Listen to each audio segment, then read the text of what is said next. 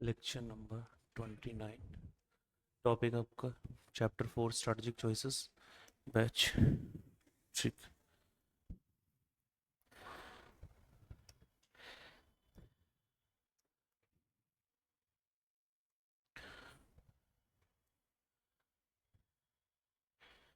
एक बार ये जो चैप्टर हमने पढ़ा था one of the favourite chapter हमारा, और एग्ज़ाम के एंगल से मोस्ट इम्पॉर्टेंट चैप्टर में से एक।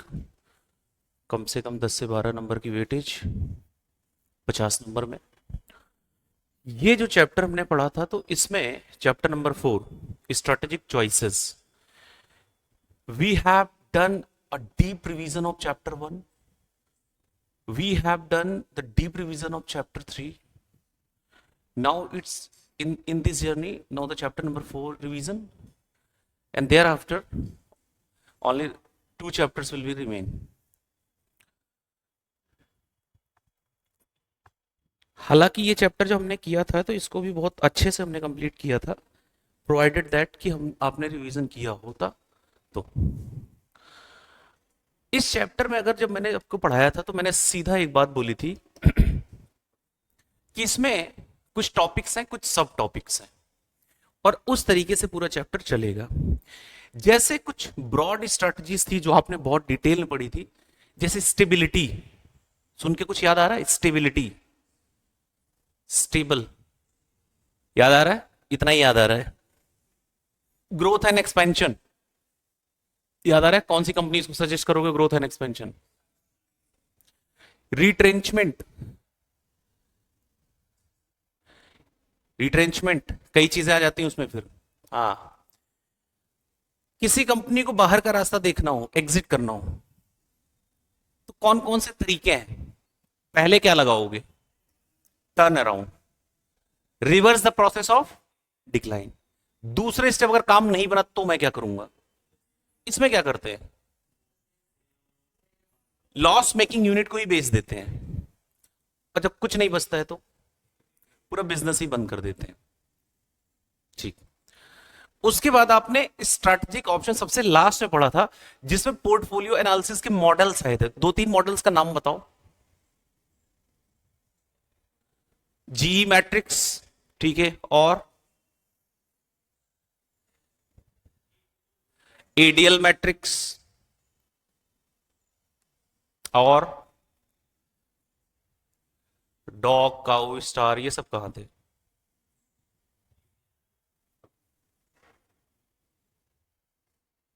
स्टॉप लाइट, ग्रीन, याद आ रहा है सब? हाँ, फिर लास्ट में था, यही सारी चीजें इसमें थी। तो बेसिकली पूरा चैप्टर्स 2 पोर्शन में आप कह सकते हो। इसको भी अगर मैं सिंगल में ही ले लूं तो 2 पोर्शन में पूरा चैप्टर खत्म हो जाता है। एक में स्ट्रेटेजिक ऑप्शन मतलब पोर्टफोलियो एनालिसिस मॉडल्स पढ़ेंगे, और एक में हमने पढ़ा था स्ट्रेटजीज हैं कौन कौन सी, क्या क्या लगा सकते हैं, स्टेबिलिटी, ग्रोथ, रिट्रेंचमेंट। और रिट्रेंचमेंट में कितनी चीजें आ जाएंगी, या स्ट्रेटेजिक एग्जिट में टर्न अराउंड, डिवेस्टमेंट, और लास्ट में liquidation. One of the most important chapter. जब हमने स्टार्ट किया था इसको तो सबसे पहले ये चारों की पहचान देखी थी कि इसको कहते किसे हैं। जैसे स्टेबिलिटी का क्या मतलब है? जैसे स्टेबिलिटी स्ट्रैटेजी आपने पढ़ा, स्टेबिलिटी का मतलब क्या है कि है क्या, यहां पे कंपनीज करती क्या है? यस, कंपनी स्टे रहती है अपने करंट बिजनेस और प्रोडक्ट मार्केट के साथ। वो खाली मेंटेन करती है एग्जिस्टिंग लेवल ऑफ बिजनेस, और जो थोड़ा बहुत इंक्रीमेंटल ग्रोथ हो रहा है उसी से वो सेटिस्फाइड है। समझ में आ रहा है? आप ये स्ट्रेटजी कौन सी कंपनी को सजेस्ट करोगे? यस, मैच्योर इंडस्ट्रीज के लिए। एक्सपेंशन में क्या होता है? यहां पे कंपनीज क्या करती हैं? न्यू बिजनेस में जाती हैं या रिलेटेड बिजनेस में एक्सपेंशन मोड करती हैं। जनरली स्टार्टअप्स को सजेस्ट किया जाता है। रिट्रेंचमेंट में कुछ एक्टिविटीज को रिट्रेंच कर दिया जाता है, कट डाउन कर दिया जाता है। कॉम्बिनेशन मतलब कुछ तीनों का कॉम्बिनेशन करके कोई स्ट्रेटजी लगा रहे हो। अब इसमें कुछ बातें थी जो हमें देखना है, जैसे ये 3 स्ट्रेटजी। अब ये 3 स्ट्रेटजी, टर्न अराउंड, डिवेस्टमेंट और लिक्विडेशन। ठीक। तो सबसे पहले टर्न अराउंड स्ट्रेटजी हमने पढ़ी थी, तो टर्न अराउंड स्ट्रेटजी का मतलब क्या है, यहां पे कंपनीज करती क्या है, टर्न अराउंड स्ट्रेटजीज में कंपनीज करती क्या है?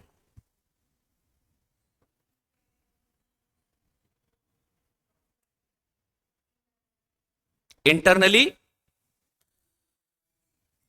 होता क्या है टर्न अराउंड स्ट्रेटजी का मतलब?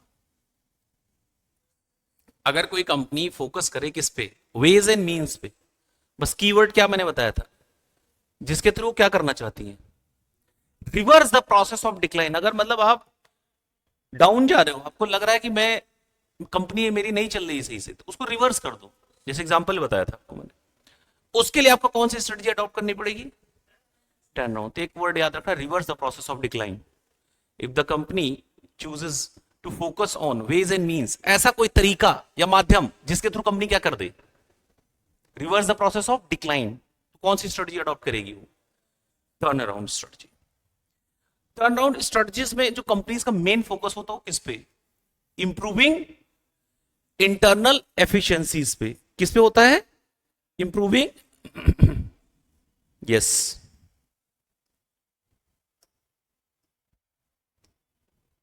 इंटरनल जो एफिशिएंसीज होती है उनको इंप्रूव करते हैं।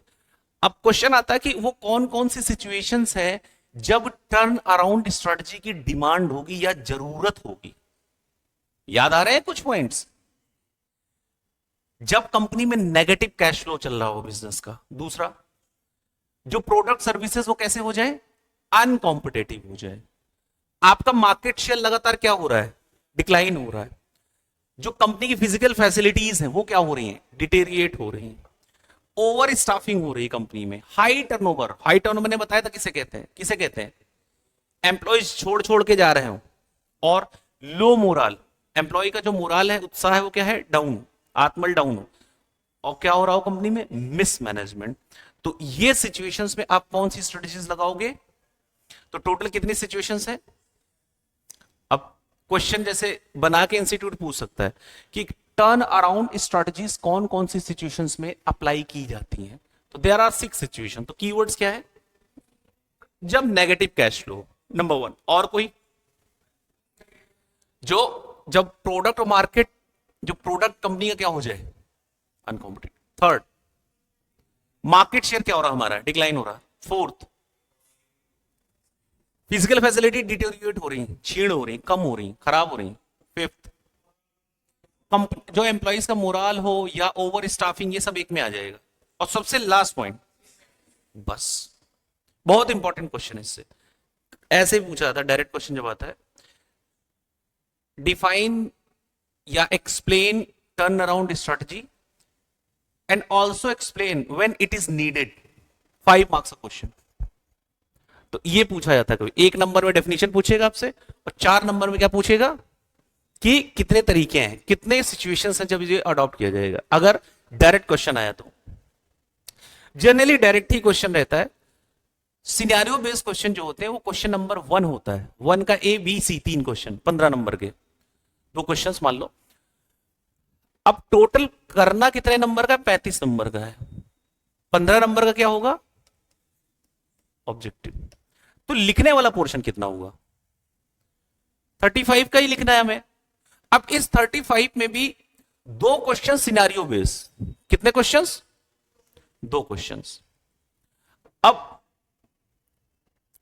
ये जो क्वेश्चंस आएंगे सिनेरियो बेस्ड, उसमें भी यही, जैसे कहानी दे देगा कुछ कंपनी की, फिर कहेगा बताओ इसमें कौन सी स्ट्रेटजी लगाएं, या दिखाएगा कि इस कंपनी का नेगेटिव कैश फ्लो आ रहा है, फिर दिखाएगा इस कंपनी का जो मार्केट शेयर वो डिक्लाइन हो गया, लास्ट ईयर इतना था, अभी 50% था पहले मार्केट शेयर, आज करंट डेट में ये रिड्यूस टू बिलो 5% हो गया। तो आपको उसमें पहचानना है कि अच्छा जो जो ये सिम्टम्स हैं इसके, वो अप्लाई करके देखना, अच्छा ये हो रहा है, इसका मतलब टर्न अराउंड लगेगा। फिर लास्ट में पूछेगा आपसे as an adviser to XYZ company, जो भी नाम होगा, फिर आपसे पूछेगा कि इसको कौन सी स्ट्रेटजी लगानी चाहिए। समझ में आ रहा है? तो आप पता कर पाओगे, लेकिन कब कर पाओगे, जब इसके ये पॉइंट्स आपको पता होंगे कि टर्न अराउंड स्ट्रेटजी सिर्फ 6 सिचुएशंस में लगती है। अब वो 6 सिचुएशन आपको पता है, इंपॉर्टेंट है बहुत ज्यादा आज के टाइम के लिए। ये जितनी अभी स्टडीज अब आगे पढ़ने वाले, उसमें से टॉप 1 रैंकिंग पे यही आता है।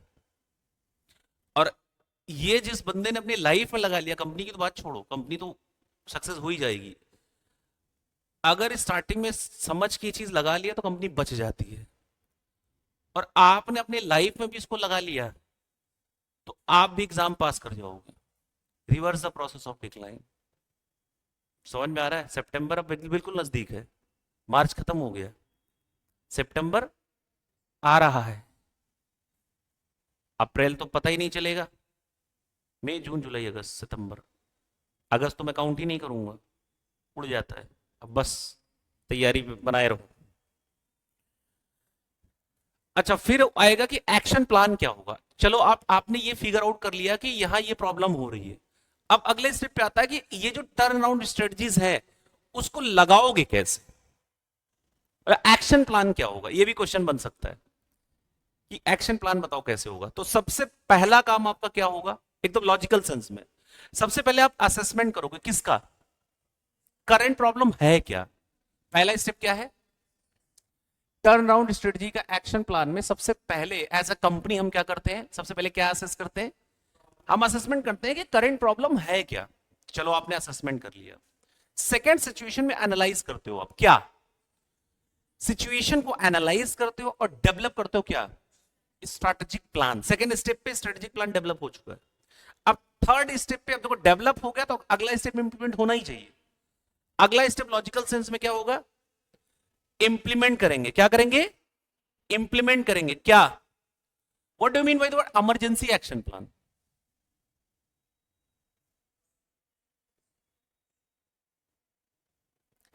ये थर्ड वर्ड बोल रहा है कि इंप्लीमेंट करेंगे अब हम इमरजेंसी एक्शन प्लान।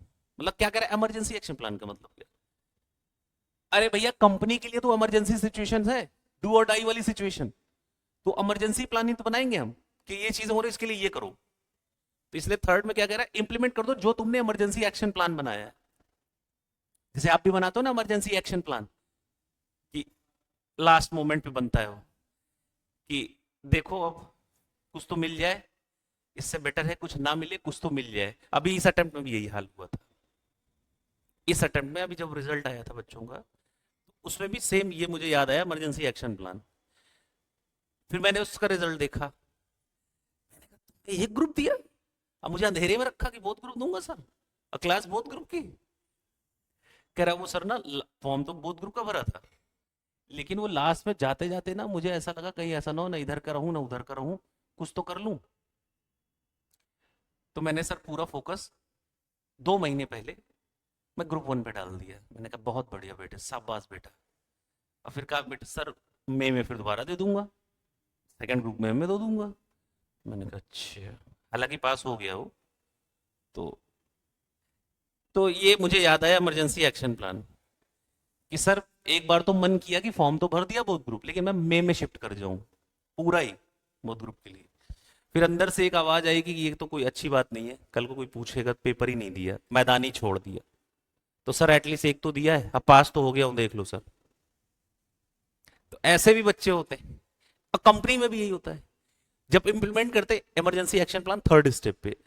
अब जैसे ही तुमने इमरजेंसी एक्शन प्लान इंप्लीमेंट कर दिया तो ऑब्वियस सी बात है आपकी कंपनी क्या हो जाएगी, रीस्ट्रक्चर हो जाएगा, आपका बिजनेस क्या होगा, रीस्ट्रक्चर हो जाएगा। और जब रीस्ट्रक्चर हो जाएगा तो ये कॉमन सी बात है, बिजनेस आपका क्या हो जाएगा, नॉर्मल रिटर्न हो जाएगा, returning to the normal situation. I hope को पूरी क्लास को स्टेप्स समझ में आ गए होंगे।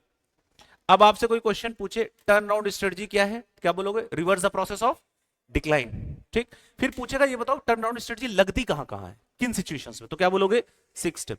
फिर आपसे पूछेगा कि ये बताओ लगाते कैसे हैं, लगती कहां है, लगाते कैसे, एक्शन प्लान। पहला क्या करोगे, पहले हमने असेस कर लिया करंट प्रॉब्लम है क्या, चलो असेस कर दिया। सेकंड स्टेप एनालाइज और डेवलप क्या करोगे, एक्शन प्लान, स्ट्रेटजिक प्लान, ये भी डेवलप हो गया। Third step very easy, implement करेंगे इमरजेंसी एक्शन प्लान। चलो अब आपने इंप्लीमेंट कर दिया, उसका रिजल्ट क्या आएगा, बिजनेस रिस्ट्रक्चर होगा, और कॉमन सी बात है फिर लास्ट में क्या हो जाएगा, yes returning to the normal हो जाएगा। इतनी बात समझ में आई क्या, ठीक है। अब एक तो ये तो बहुत इजी था, मैंने आपको कोडवर्ड बना के याद करा दिया था। इंपॉर्टेंट एलिमेंट मैंने कोडवर्ड पहले बताओ क्या बताया था, CIN के लिए आईक्यू चाहिए, और आईक्यू कौन देता है? ईश्वर देता है। ठीक। सीआईएन का फुल फॉर्म देखो स्क्रीन पे ही दिख रहा है, क्या है? ये एलिमेंट्स किसके हैं? ये इंपॉर्टेंट एलिमेंट है किसके? टर्न अराउंड स्ट्रेटजी के। सीआईएन का full form change in the top management, पहला एलिमेंट। दूसरा आई से इनिशियली क्रेडिबिलिटी बिल्डिंग एक्शंस, भरोसेदायक actions. Third neutralizing the external pressure, neutralize the external pressure, मतलब कह रहा है कि जैसे बैंक वगैरह का बहुत प्रेशर आ रहा है आपके पास, या एक्सटर्नल डेटर्स का आ रहा है, क्रेडिटर्स का आ रहा है, तो उसको न्यूट्रलाइज करो, मतलब पे वगैरह करके न्यूट्रलाइज, वो कहने का मतलब है यहाँ पे। फिर आईक्यू का फुल फॉर्म आइडेंटिफाई क्विक पे ऑफ एक्टिविटीज, सबसे पहले चेक करो कि जल्दी से निपटारा कौन सा करना है, क्विक पे ऑफ कौन सा करना है, बचना है अगर अपने को तो। दूसरा IQ Q quick cost reduction, जितनी जल्दी हो सके उतनी क्विक कॉस्ट रिडक्शन करो। और रब का full form revenue generation, R से ए से एसेट लिक्विडेट कर रहे हो आप, सेल कर रहे हो, किस लिए? कैश की बहुत जरूरत है। और लास्ट फिर क्या हो जाएगा? बी से बेटर इंटरनल कंट्रोल। एक बार फुल फॉर्म बोलने की कोशिश करो, देखो क्या याद आ रहा है हमें। C I N I Q R A B रब। सी आई एन में क्या हो रहा है? आई से क्रेडिबिलिटी एक्शन, एन से बहुत easy neutralising the external pressure, ये क्लिक खत्म। आईक्यू का फुल फॉर्म क्विक पे ऑफ एक्टिविटी, क्यू से क्विक कॉस्ट रिडक्शन, और रब का फुल फॉर्म रेवेन्यू, रब रेवेन्यू ही देता है, ध्यान रखना। रब आर से रेवेन्यू जनरेटिंग, याद आ रहा है? ए से, और लास्ट में, सबसे लास्ट में क्या था? लास्ट में नीचे लिखा हुआ था बेटर इंटरनल कोऑर्डिनेशन। देखो दो बार जैसे आपने रीड आउट 3 बार कर लिया, मैं आपको बेस्ट स्ट्रेटजी बता रहा हूं। इसमें क्या करना है, जैसे 2 बार आपने डिटेल में एक बार पढ़ लिया पूरा, फिर जैसे बंद करके वो कोड से उसको एक्सप्लेन करने की कोशिश की कि आई क्यू का फुल फॉर्म ऐसे। आप यकीन नहीं मानोगे, पेपर में ऐसे लिख के आओगे जैसे आईसीआई ने लिखा हुआ है। इवन पेपर चेकर भी शॉक हो जाएगा, ये तो सीक्वेंस भी वही है। मतलब जनरली जो सजेस्टेड आंसर मिलते हैं, जैसे जो आपको सजेस्टेड आता है और जो एग्जामिनर्स को जो सजेस्टेड आता है, उसमें थोड़ा सा डिफरेंस होता है। जो सजेस्टेड आंसर आपको रिलीज होते हैं, they are not the exact answer, they are the model answer.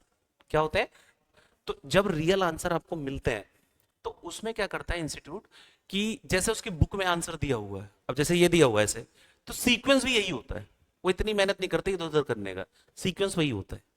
अब जैसे मान लो मैं चेक कर रहा हूं आपकी कॉपी, तो मैं भी तो सीक्वेंस ही चेक करूंगा ना, कि आईसीआई का पढ़ा मैंने, कि आईसीआई ने ऐसे से। अब जैसे मुझे इजी लगेगा, अच्छा पहला पॉइंट तुमने भी वही लिखा है, अच्छा दूसरा भी, तो मेरा टाइम बचा। वरना मुझे ढूंढना पड़ेगा कि क्या वो 8 पॉइंट्स हैं इसके में, और तुमने सीक्वेंस में ही लिख डाला है, सी आई एन आई क्यू रब। तो मतलब इंप्रेशन ज्यादा जाता है, कई बार 0.5 मार्क्स काट लेता है, तो वो गुंजाइश खत्म हो जाएगी आपकी। जहां पे ये हो पाए वहां करना है, जरूरी नहीं हर जगह करना है, जहां पे जैसे यहां पॉसिबल है तो यहां कर लेना। अच्छा एक क्वेश्चन है पूरी क्लास से, क्या टर्न अराउंड स्ट्रेटजी सिर्फ लॉस मेकिंग कंपनी में ही जरूरत है? जल्दी बताओ, सोच के आंसर देना है। 3 नंबर क्वेश्चन आया है, रीजन के साथ बताना है। ये मैंने आपको बताया भी था, क्या टर्न अराउंड स्ट्रेटजी सिर्फ लॉस मेकिंग कंपनी के लिए जरूरत है? यस, एक्सपेक्टेड ग्रोथ या जो टारगेट किया था उससे भी कम जा रहा है, तब भी हम क्या लगा सकते हैं? यस, ये क्वेश्चन सब लोग एक बार फिर से पढ़ लेंगे। इसको मैं कहूंगा इंपॉर्टेंट क्वेश्चन, कभी 2-3 नंबर में पूछ लिया तो कुछ पता नहीं है। Is turn around strategy only relevant to loss making business? Question mark.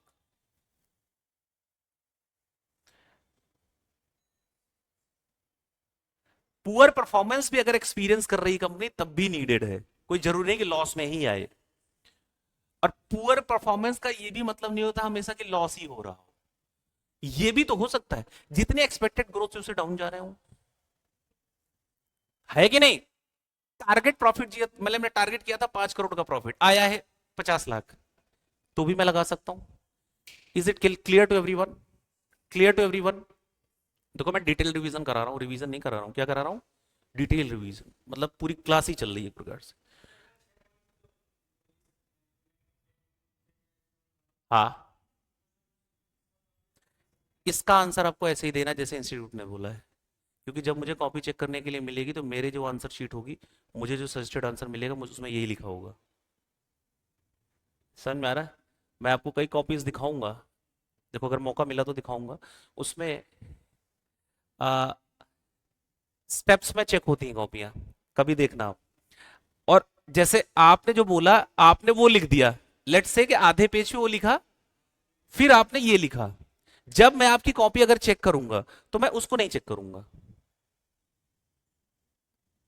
उस पोर्शन पे 0 नंबर, तो मैं मेहनत क्यों पानी में डालूं?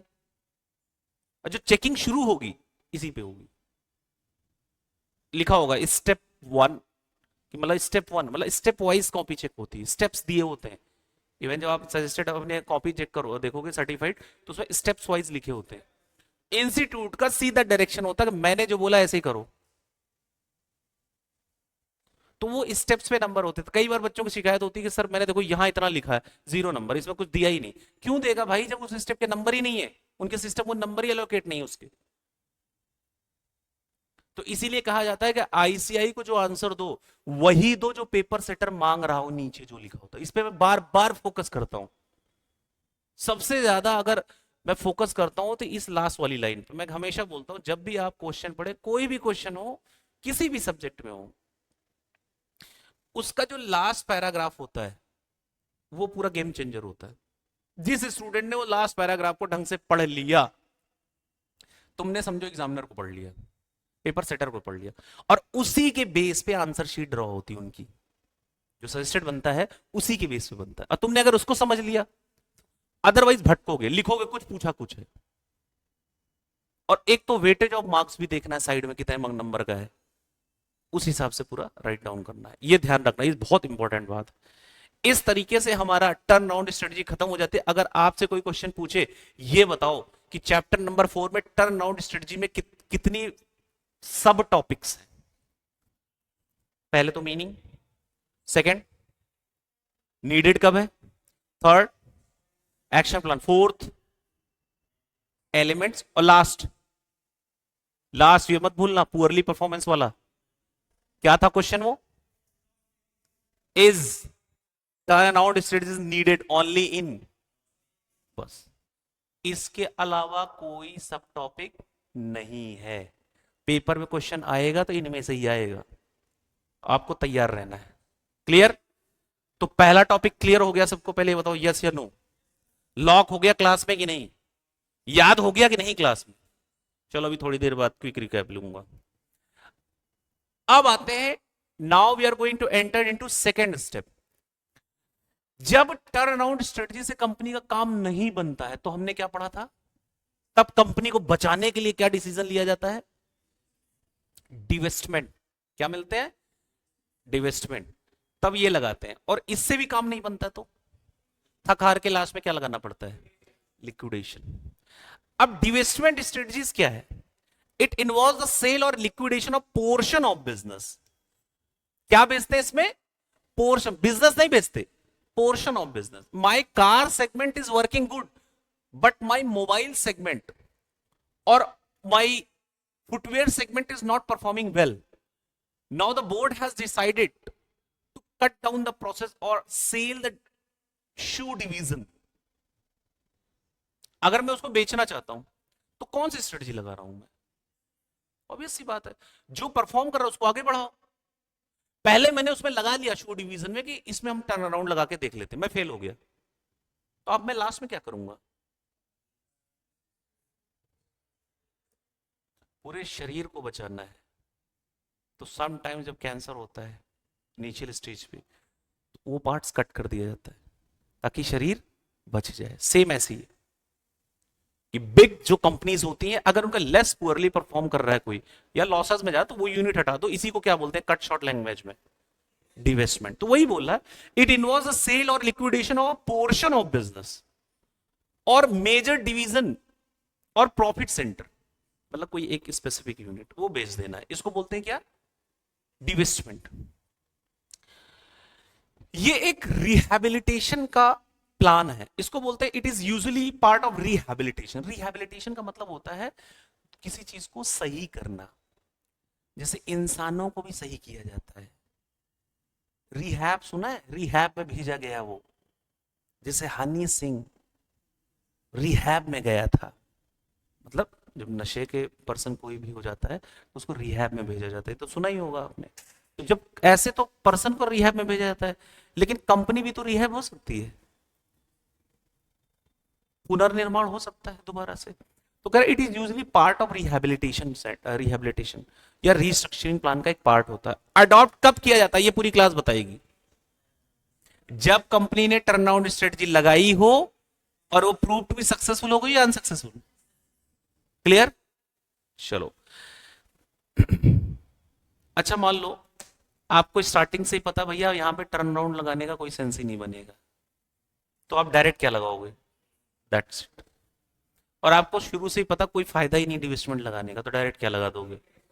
अब समझ में आ रहा है ये 3 पॉइंट्स।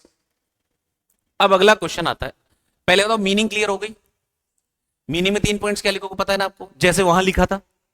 अब आ जाओ reasons why adopted, reasons why adopted, क्यों हम ये लगाते हैं क्या, divestment. Number 1 reason, acquired business proved to be mismatch और can not be integrated within the company, कि जो हमने बिजनेस एक्वायर किया था और जो हमारा ओवरऑल बिजनेस सेगमेंट है उसमें फिट नहीं बैठ रही वो कंपनी।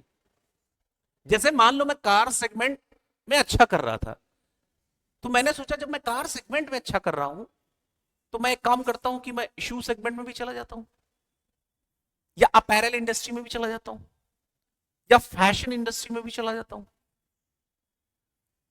और जब मैंने एक्वायर किया तो वो मिसमैच हो रहा मेरे बिजनेस से, मतलब विद इन द कंपनी वो फिट नहीं बैठ रहा है। जो मैंने बिजनेस एक्वायर किया वो फिट नहीं बैठ पा रहा मेरे तरीके से, हमारी कंपनी के वर्क कल्चर के हिसाब से। तो कह रहा acquired business prove to be mismatch and can not be integrated within the company. तब हम क्या लगा देंगे, सिंपल, जब एक्वायर्ड बिजनेस मिसमैच निकले और दूसरा, और कंपनी के साथ क्या नहीं हो पा रहा है, इंटीग्रेट नहीं हो पा रहा, तो क्या लगाएंगे, डिवेस्टमेंट। ठीक है, ये तो कॉमन, एक बच्चा तो खुशी हो गया कि सर एक पॉइंट तो वहां भी था यहां भी था, याद करना नहीं पड़ा। पर एक बच्चा कह रहा है परसिस्टेंट का मतलब क्या होता है, कंसिस्टेंट। कंसिस्टेंट का मतलब क्या होता है, कॉन्टिन्यूअसली। अब इससे ज्यादा नहीं बता पाऊंगा। कंसिस्टेंस का मतलब कॉन्टिन्यूअस, कॉन्टिन्यूअस का मतलब लगातार। ठीक, चलो। Third, what do mean severity of competition, जब हो सीवियरिटी ऑफ कंपटीशन मतलब tough competition, cut throat competition. जब कंपटीशन क्या हो, सीवियर हो और कंपनी उससे कोप अप नहीं कर पा रही, तो क्या लगा दोगे, divestment. Fourth, due to technology upgradation, technology upgrade हो रही है, आपके पास है नहीं, आपकी टेक्नोलॉजी ऑब्सोलीट हो गई, हैविंग नो यूज, रिडंडेंट हो गई, तो उस सेगमेंट को बंद कर दो लगा के। और लास्ट में आपकी कंपनी के पास कोई बेटर अल्टरनेटिव अवेलेबल है इन्वेस्टमेंट के लिए, ठीक, तो हम क्यों उसमें इन्वेस्ट करें, उस बिजनेस को क्या कर देंगे, बाय बाय कर देंगे, नहीं कर देंगे। तो अब आपसे कोई क्वेश्चन पूछे डिवेस्टमेंट स्ट्रेटजी क्यों लगाई जाती, कौन से सिचुएशन में लगाई जाती, वाई, वाई अडॉप्टेड, जब क्या क्या हो रहे हैं, वो 5 पॉइंट्स क्या है। हाँ, जब बिजनेस से क्या हो रहा हो, मिसमैच हो रहा हो और इंटीग्रेट नहीं हो पा रहा है। एक तो कॉमन है दोनों में, पर्सिस्टेंट नेगेटिव कैश फ्लो, खत्म कहानी। थर्ड, और सोचो, 5 है, इसके अलावा कुछ नहीं। यस, और आप कोप अप नहीं कर पा रहे हो। और एक तो टेक्नोलॉजी अपग्रेडेशन, और सबसे लास्ट में क्या लिखा हुआ था, बेटर इन्वेस्टमेंट अवेलेबल। एक बार चेक कर लो, ये रीजन है इसके। क्लियर, देखो ये जो क्वेश्चन है जैसे बुक में भी है, जैसे अगर बुक भी आप खोलोगे, ध्यान से दिखा देता हूं आपको। जैसे मैंने बुक खोला, अब बुक में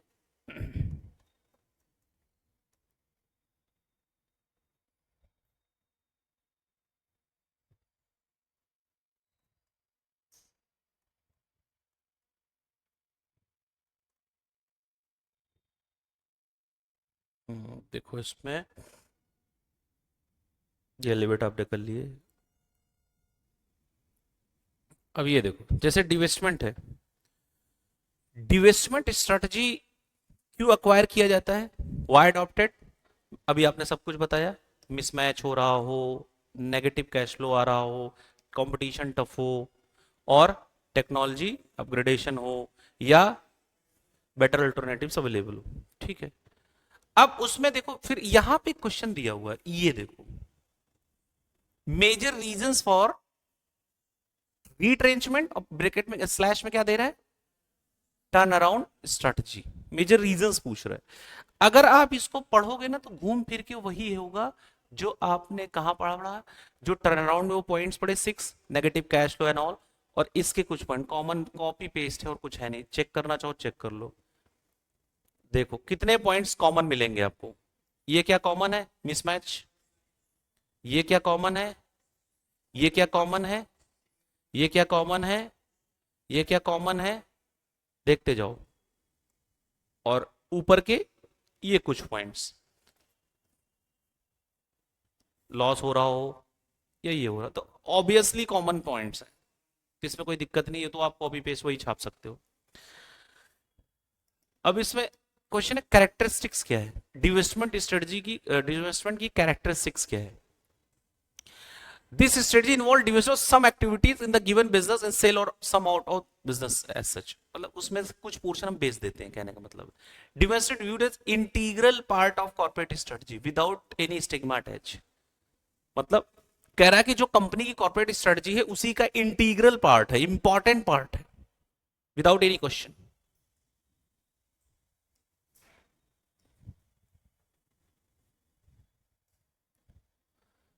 अब उसके बाद लिक्विडेशन स्ट्रेटजी, आपको पता है लिक्विडेशन में कंपनी क्या करती है, डायरेक्ट सेल कर देती है, उसमें कोई क्वेश्चन होता ही नहीं। अब हम आते हैं जो हमने डिस्कस किया था, देखो आपने लिक्विडेशन भी पढ़ लिया, डिवेस्टमेंट भी पढ़ लिया, और सबसे पहले क्या पढ़ा, टर्न अराउंड, ये पूरा टिक हो गया। अब हम चलेंगे पढ़ने जिससे पेपर में क्वेश्चन आने के चांसेस भी होते हैं, और इधर से भी आने के चांसेस होते हैं और उधर से तो हो ही। आपने नाम सुना था स्टेबिलिटी स्ट्रेटजी, फिर आपने नाम सुना था ग्रोथ एंड एक्सपेंशन, थर्ड, हाँ, रिटेंचमेंट अभी पढ़ा, उसी के टाइप्स थे। अब एक बार हम इन दोनों पे फोकस करते हैं, सबसे पहले स्टेबिलिटी को देखते हैं, और उससे मैंने कई क्वेश्चंस भी बताए थे कि यहां यहां से क्वेश्चंस बनेंगे, वो सबको ध्यान दे देना एक बार दोबारा से, कल नहीं पढ़ा तो आज वो बेस्ट दिन है। स्टेबिलिटी स्ट्रेटजी होती क्या, अभी थोड़ी देर पहले आपने डेफिनेशन पढ़ी थी, क्या होती है, staying on the current level of business, अब मेंटेन करते हैं हम क्या, एग्जिस्टिंग लेवल ऑफ बिजनेस, और विद इंक्रीमेंटल ग्रोथ के साथ, जो इंक्रीमेंटल ग्रोथ मिले उसी से खुश हो जाते हैं। अब शुरू करते हैं, पहला क्वेश्चन आता है कि ये बताओ स्टेबिलिटी स्ट्रेटजी कब कंपनीज परस्यू करती हैं, कब फॉलो करती हैं, ये दो आंसर थे इसके। पहला, जब it continue serve in the same या सिमिलर मार्केट, सेम या सिमिलर काइंड के प्रोडक्ट बना रही हो सिमिलर मार्केट में। दूसरा, जब सबसे इंपॉर्टेंट यही लाइन थी, जब कंपनी कौन से स्टेज पे पहुंच जाए, मैच्योरिटी स्टेज पे पहुंच जाए, प्रोडक्ट लाइफ साइकिल के मैच्योरिटी, कितने स्टेजेस होते हैं प्रोडक्ट लाइफ साइकिल में, 4, number 1 introduction, number 2 growth, number 3 maturity, last decline. तो जब आपका प्रोडक्ट किस स्टेज पे पहुंच जाए तो कौन सी स्ट्रेटजी लगाओगे, स्टेबिलिटी, ये याद रखना, ऑब्जेक्टिव क्वेश्चन बन सकता है।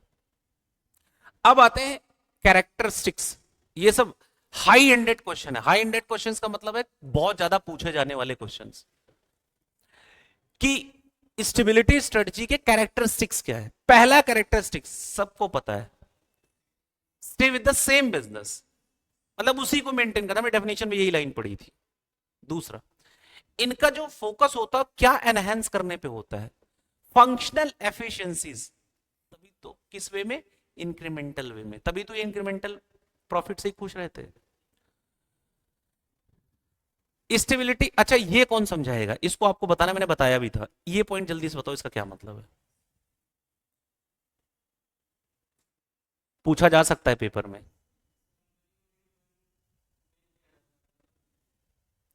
कह रहा है stability strategy does not involve a redefining of business.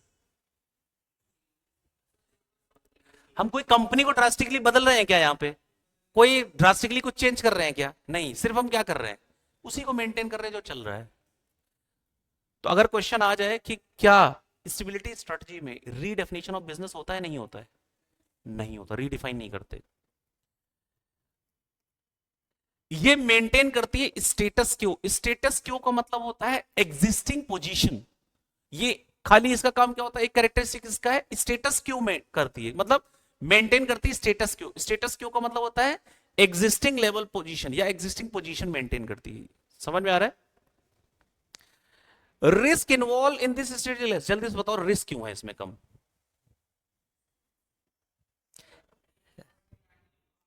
कह रहा है कि स्टेबिलिटी स्ट्रेटजी में रिस्क कम है। हाँ, कोई नया चीज नहीं चाहिए, उसी को मेंटेन कर रही है तो लेस रिस्की है as compare to growth and expansion.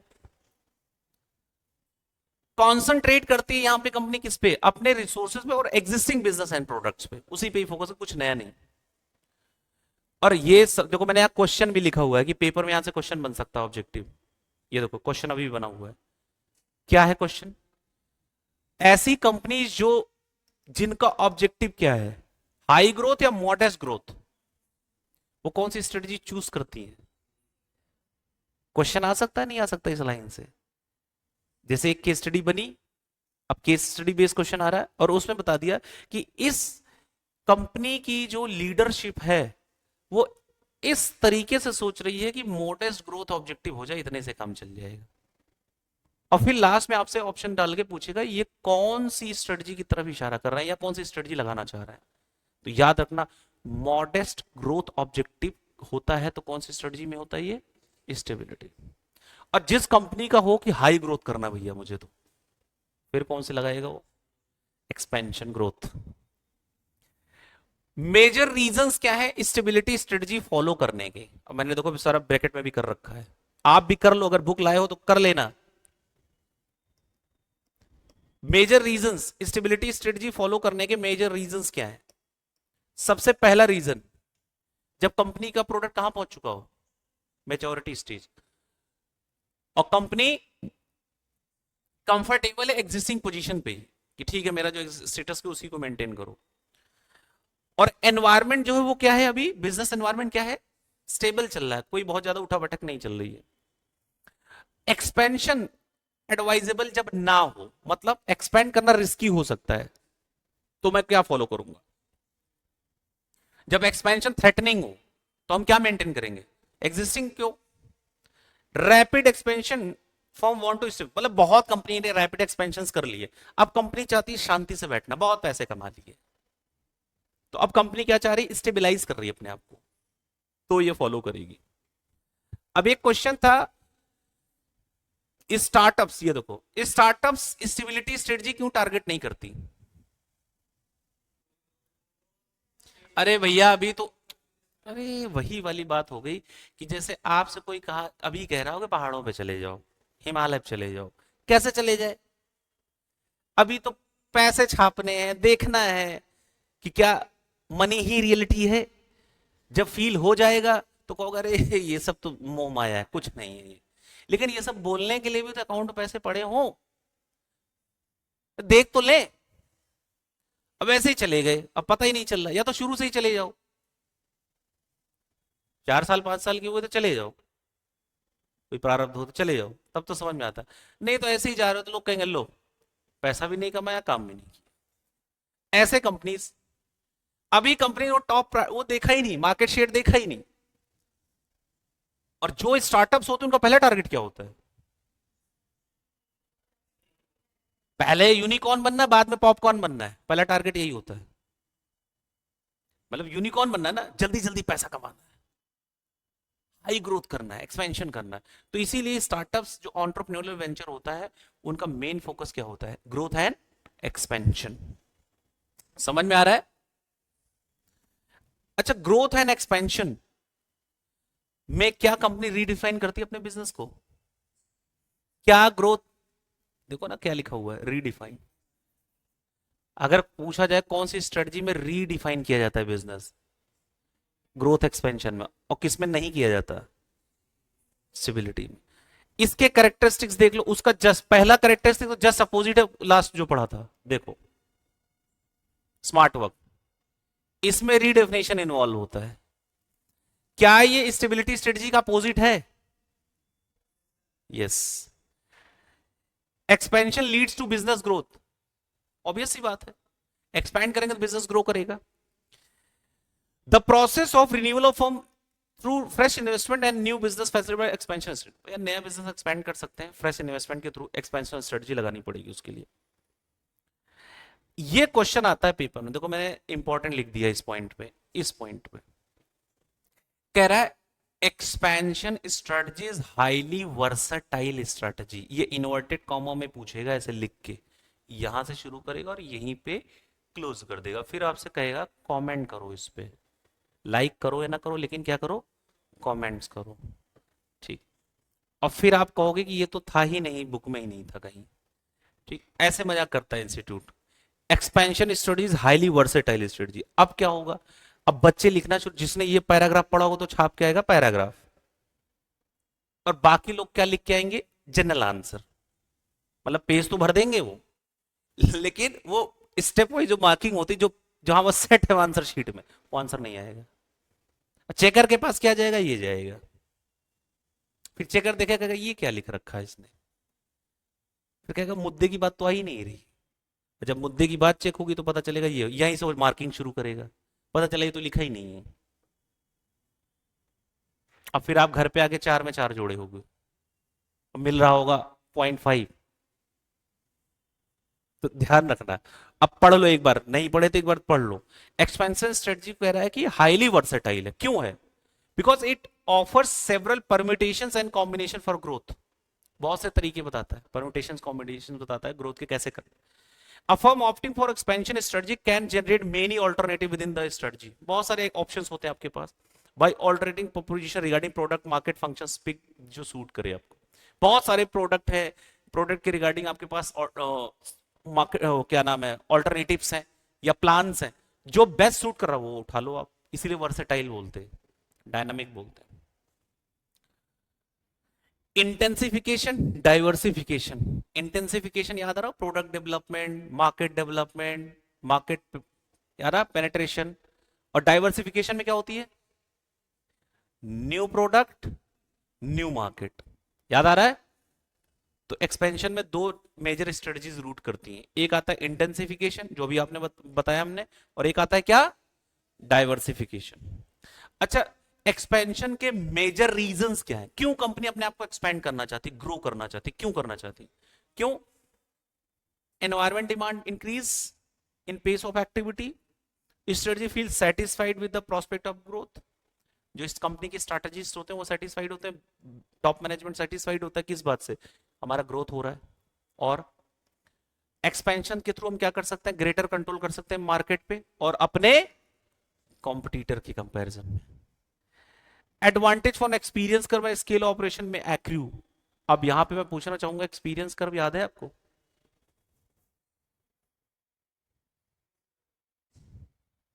क्या एक्सपीरियंस कर्व का एक्सपीरियंस है आपके पास अभी तक? कैसे बन रही थी एक्सपीरियंस कर्व? पहले ये किया, फिर ऐसे ले गए, ठीक था क्या ये एक्सपीरियंस कर्व है क्या basically? Yes, as we learn we grow. जैसे जैसे हम सीखते हैं वैसे वैसे ग्रो करते हैं। सिंपल कट शॉर्ट मैंने बताया था कि जब कंपनी रेपिटेटिव, जो उसके एम्प्लॉयज रेपिटेटिव काम करते हैं बार बार बार बार, तो सीखते हैं, एज कंपेयर टू उसी फील्ड में दूसरी कंपनी से ज्यादा काम करेंगे और कम टाइम में काम करेंगे, एक्यूरेसी क्वालिटी ऑफ वर्क बहुत अच्छा रहेगा उनका। Yes no? जैसे आप अगर 1000 यूनिट्स अकेले बना रहे हैं डेली एक कंपनी में, और एक कंपनी उन्हीं उसी प्रोडक्ट सेम प्रोडक्ट में सेम लाइन में सेम कॉम्पिटिटर में वो 400 यूनिट बना रहा। बताओ किसकी स्पीड एक्यूरेसी तेज होगी? अरे मतलब आप समझो, डेली के 20 पेज लिख रहे हो, डेली, बरसात आए गर्मी आए कोई मतलब नहीं, 20 पेज, 20 पेजेस पर डे, पूरे इंडिया के 1% लोगों में आ जाओगे। किस में आ जाओगे? 1%। मतलब 1% भी ज्यादा ही बोल रहा हूं मैं, वो आप नंबर्स में आ जाओगे ऐसे ही। अब क्योंकि डेली आप वो काम कर रहे हो, ऐसे जब और कंपनीज हैं, आप ज्यादा प्रोड्यूस, आपके आपके एम्प्लॉय ज्यादा प्रोड्यूस कर रहे हैं क्योंकि बल्क यूनिट्स बन रहे हैं बिग लेवल पे, उधर कम हो रहा है, तो आपके एम्प्लॉयज की क्वालिटी ऑब्वियस सी बात है बढ़ेगी, no doubt. Expansion also includes diversifying, acquiring, merging, ये सब किस में आता है? एक्सपेंशन के तरीके हैं। कट शॉर्ट, एक्सपेंशन के तरीके क्या क्या है? इंटेंसिफाइंग, याद आ रहा है, market penetration, market development, product, ये सब इसमें आता है। Diversification, new product new market. Acquire कर लो, मर्ज मर्ज कर लो, मर्जिंग ऑफ बिजनेस, ये सब किस में आएगा? मजे की बात है, इससे ऑब्जेक्टिव बन सकता है इस पॉइंट से। ध्यान से देखो, एक्सपेंशन में क्या क्या इंक्लूड होगा, ऑप्शन में ऐसे लिखा होगा, पढ़ लो एक बार। इंटेंसिफाइंग भी आएगा, डाइवर्सिफिकेशन भी आएगा, अक्वायरिंग और मर्जर भी आएगा बिजनेस को, और आंसर डी लिखा होगा, ऑल ऑफ द अबव। समझ में आ रहा है? ये ऑब्जेक्टिव बन सकता है। अब उसके बाद फिर हमने कुछ पॉइंट पढ़ा। अच्छा, ये किसी भी कंपनी को अपने आप को एक्सपैंड करना है एक्सपेंशन करना है, तो उसके दो ही तरीके थे, या तो इंटरनल ग्रोथ करेगा, और या तो फिर, अब बताना ये इंटरनल है एक्सटर्नल है, मैं एग्जांपल दे रहा हूं। वोडाफोन ने आइडिया को खरीदा, इंटरनल है एक्सटर्नल है? पक्का ना? यस, क्योंकि एक्सटर्नल है, बाहर। अब ध्यान से देखना, इंटरनल ग्रोथ जो है, पहले इंटरनल फोकस करो। इंटरनल ग्रोथ दो तरह की होती है। कैसे? इंटेंसिफिकेशन के थ्रू, और दूसरा डाइवर्सी। इंटेंसिफिकेशन मैंने आपको कोड वर्ड में लिखा, इसको एक्सप्लेन करो जल्दी से, बताओ क्या है ये। एमपी का मतलब क्या? Market penetration. MD, PD, product development. और एक था डाइवर्सिफिकेशन, और डाइवर्सिफिकेशन में क्या होता था? न्यू मार्केट न्यू प्रोडक्ट, ये रिपीट होता है। अच्छा, मार्केट पेनेट्रेशन इंपॉर्टेंट पार्ट में से एक था पेपर के लिए, हालांकि ये 3 पॉइंट्स अभी एक राइटर पीछे बोलेंगे, वहां जब ऑप्शंस खुलेंगे ना अभी, स्ट्रेटेजिक ऑप्शंस जो पीछे आने वाले, उसमें ये इंक्लूड हो जाएगा। मार्केट पेनेट्रेशन में हो क्या रहा है? कंपनी कॉन्सेंट्रेट करती किस पे? करेंट बिजनेस पे, एग्जिस्टिंग प्रोडक्ट पे फोकस करती है। मार्केट डेवलपमेंट में कंपनीज क्या करती हैं? Marketing present product to customer related by adding different channel, by changing the advertising, promotional media, ये सब चेंज करती हैं यहाँ पे। प्रोडक्ट डेवलपमेंट क्या हो रहा है? प्रोडक्ट में सब्सटेंशियल मॉडिफिकेशन या चेंजेस हो रहे हैं प्रोडक्ट में।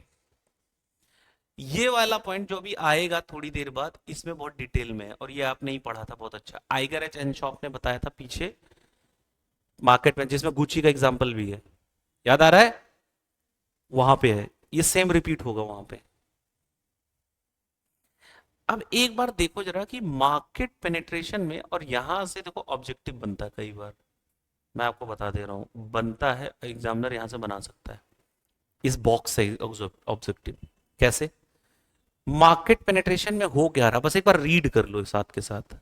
Market penetration, increase market share, increase product use, increase the frequency use, increase the quantity use, find new application of current user.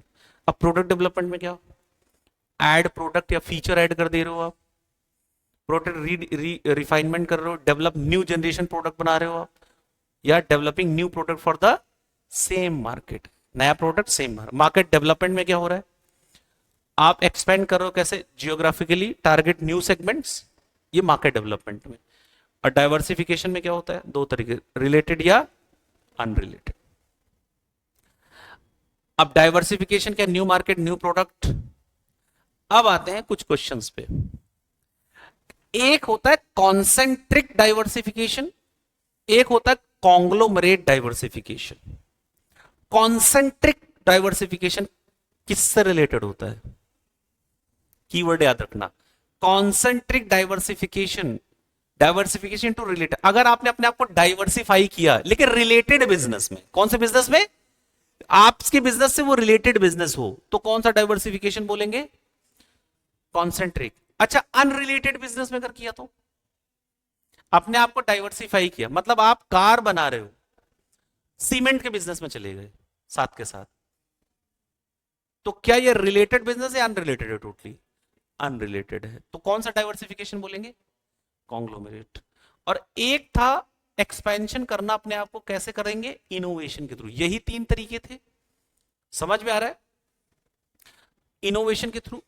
अब सबसे पहले कॉन्सेंट्रिक डाइवर्सिफिकेशन होता किसमें है, रिलेटेड बिजनेस में। किसमें होता है, रिलेटेड बिजनेस। जैसे a company producing cloth venture into manufacturing of shoes, a company producing cloth venture into manufacturing of shoes, manufacturing of shoes कर रहे हो, क्लोथ वेंचर भी इंक्लूड कर दिया, तो रिलेटेड है भाई। कपड़े पहनेगा तो शूज तो पहनेगा ना बंदा, पहनोगे ना।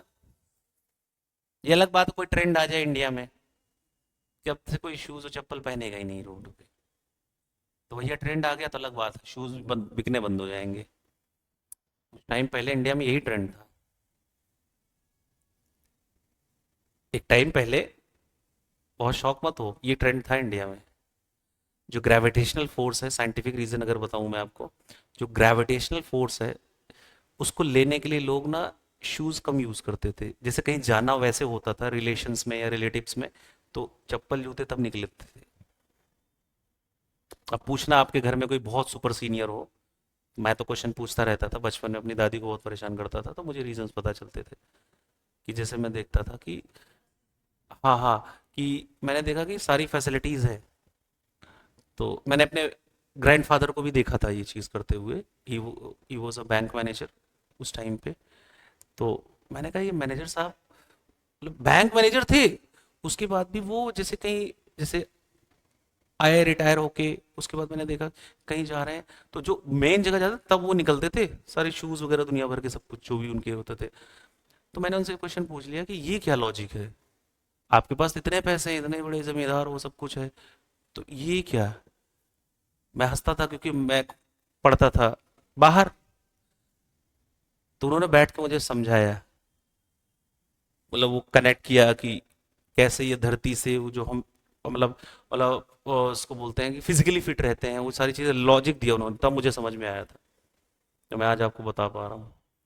और आपने देखा होगा अब भी डॉक्टर भी यही बात बोलते हैं कई बार। अब डॉक्टर ने थोड़ा फैंसी वर्ड्स यूज करने शुरू कर दिए, तो वो थोड़ा सा अब नहीं करेंगे फैंसी वर्ड्स, तो आप पैसे कैसे दोगे उनको। भाई जैसे हमारे घर में बोलते थे कि फास्ट रखो, व्रत रखो, फास्ट रखो, फास्टिंग, तो हमने कहा चलो हाँ व्रत उपवास ठीक है, लेकिन जैसे फॉरेन मीडिया ने बोल दिया इंटरमिटेंट फास्टिंग, एक बजवर्ड दे दिया ना, इंटरमिटेंट फास्टिंग, तो अब वो उसको ग्लोरीफाई करके पेमेंट्स ले रहा है, और अनादिकाल से चला आ रहा है कि बोले फिट रहना है। तो जैसे आपको कोचिंग से मुक्ति मिलती है, संडे को छुट्टी मिलती है एक दिन के लिए, तो वैसे ही शरीर को भी, तो मशीनों को भी तो रेस्ट चाहिए, चाहिए ना। अंदर से मना करता बस बस बस बस, लोगों को भी पिज्जा जा रहा है, ठीक है, तो वो चीज है। तो कॉन्सेंट्रिक डाइवर्सिफिकेशन मतलब रिलेटेड बिजनेस में करो। कौन से बिजनेस में, ये याद रखना, कॉन्सेंट्रिक मतलब रिलेटेड बिजनेस में कॉन्सेंट्रेट करना है, और अनरिलेटेड अगर करोगे तो कॉन्ग्लोमरेट, कांग्रेस नहीं कॉन्ग्लोमरेट लिख देना वहां, ठीक है। एक ने कोलगेट लिख रखा था कॉपी में, है कॉन्ग्लोमरेट लिखना था, तो वहां कोलगेट जल्दबाजी में लिख के गया था। ऐसे लिख के जाते हैं बहुत सारे बच्चे होते हैं, मतलब अब वो तो वो है, अगर उसको जैसे गलती से अगर सोशल मीडिया पे और उसकी एक रोस्ट वीडियो बना के कोई बनाए ना, तो पूरे इंडिया में वायरल हो जाएगी। ऐसे ऐसे लिख के आते हैं बच्चे। आपको लगता होगा क्योंकि नहीं लिखते हैं, क्योंकि मैंने नहीं लिखा, नहीं बेटा, ऐसे बहुत सारे बच्चे होते हैं जो इतना बढ़िया लिखते हैं, मतलब दिल खुश हो जाता है कहीं गाने लिख के आ रहे हैं, कहीं कुछ लिख के आ रहे हैं, उसमें कहानी लिख के आ रहे हैं। सर अगर आपने फेल कर दिया तो मेरी शादी रुक जाएगी, सर आपने फेल किया तो वो मुझसे रूठ जाएगी। सर प्लीज सर, सर आप मेरी बात को समझो। आंसर टू क्वेश्चन नंबर 5 का बी, और उस आंसर में ये लिखा जा रहा है। अब पढ़ने वाला भी क्या करे, वो भी मजबूर है भाई। आपने मान लो दिल और दरिया कर दिया, रैंडम कॉपी दोबारा सेलेक्ट हो गई और चेक कर लिया, पता चला आपको डिबार कर दिया जब कॉपी नहीं चेक कर पाओगे आईसीआई की कभी। अब ये बच्चे समझते नहीं। सर ये मेरा अटेम्प्ट लास्ट है लेकिन आपके हाथ में है, तो ये भी होता है। चलो अच्छा, वर्टिकली इंटीग्रेटेड डाइवर्सिफिकेशन में क्या होता है? यहां पे कंपनीज क्या करती हैं? वर्टिकली इंटीग्रेट करती है अपने आप को related to existing business of the firm में। फॉरवर्ड लिंकेज, बैकवर्ड लिंकेज, आपको याद है जिसे मैंने बोला था कि सुपरमार्केट चेन फार्म से डायरेक्ट कांटेक्ट कर ले, मतलब कंपनी उस किसान से डायरेक्ट कॉन्ट्रैक्ट कर ले। कट शॉर्ट, लेज डायरेक्ट कॉन्ट्रैक्ट कर ले किसान से। तो कौन सा इंटीग्रेशन हो, फॉरवर्ड और बैकवर्ड? जल्दी बताओ कौन सा होगा? बैकवर्ड। और फॉरवर्ड में क्या होता है? फार्म्स अगर वहां कर ले, जैसे फार्मर्स, जिसे फार्म प्रोड्यूस है, वो जाके कांटेक्ट करें अगर किससे? लेस से, तो ये हो गया क्या? Forward integration. लेकिन अगर कंपनी जाके कर रही हो, बैकवर्ड इंटीग्रेशन। उसके बाद इसमें एक बहुत इंपॉर्टेंट क्वेश्चन था, इनोवेशन। चलो ठीक है, इनोवेशन में इजी क्वेश्चन है, 4 मार्क्स का क्वेश्चन आ सकता है।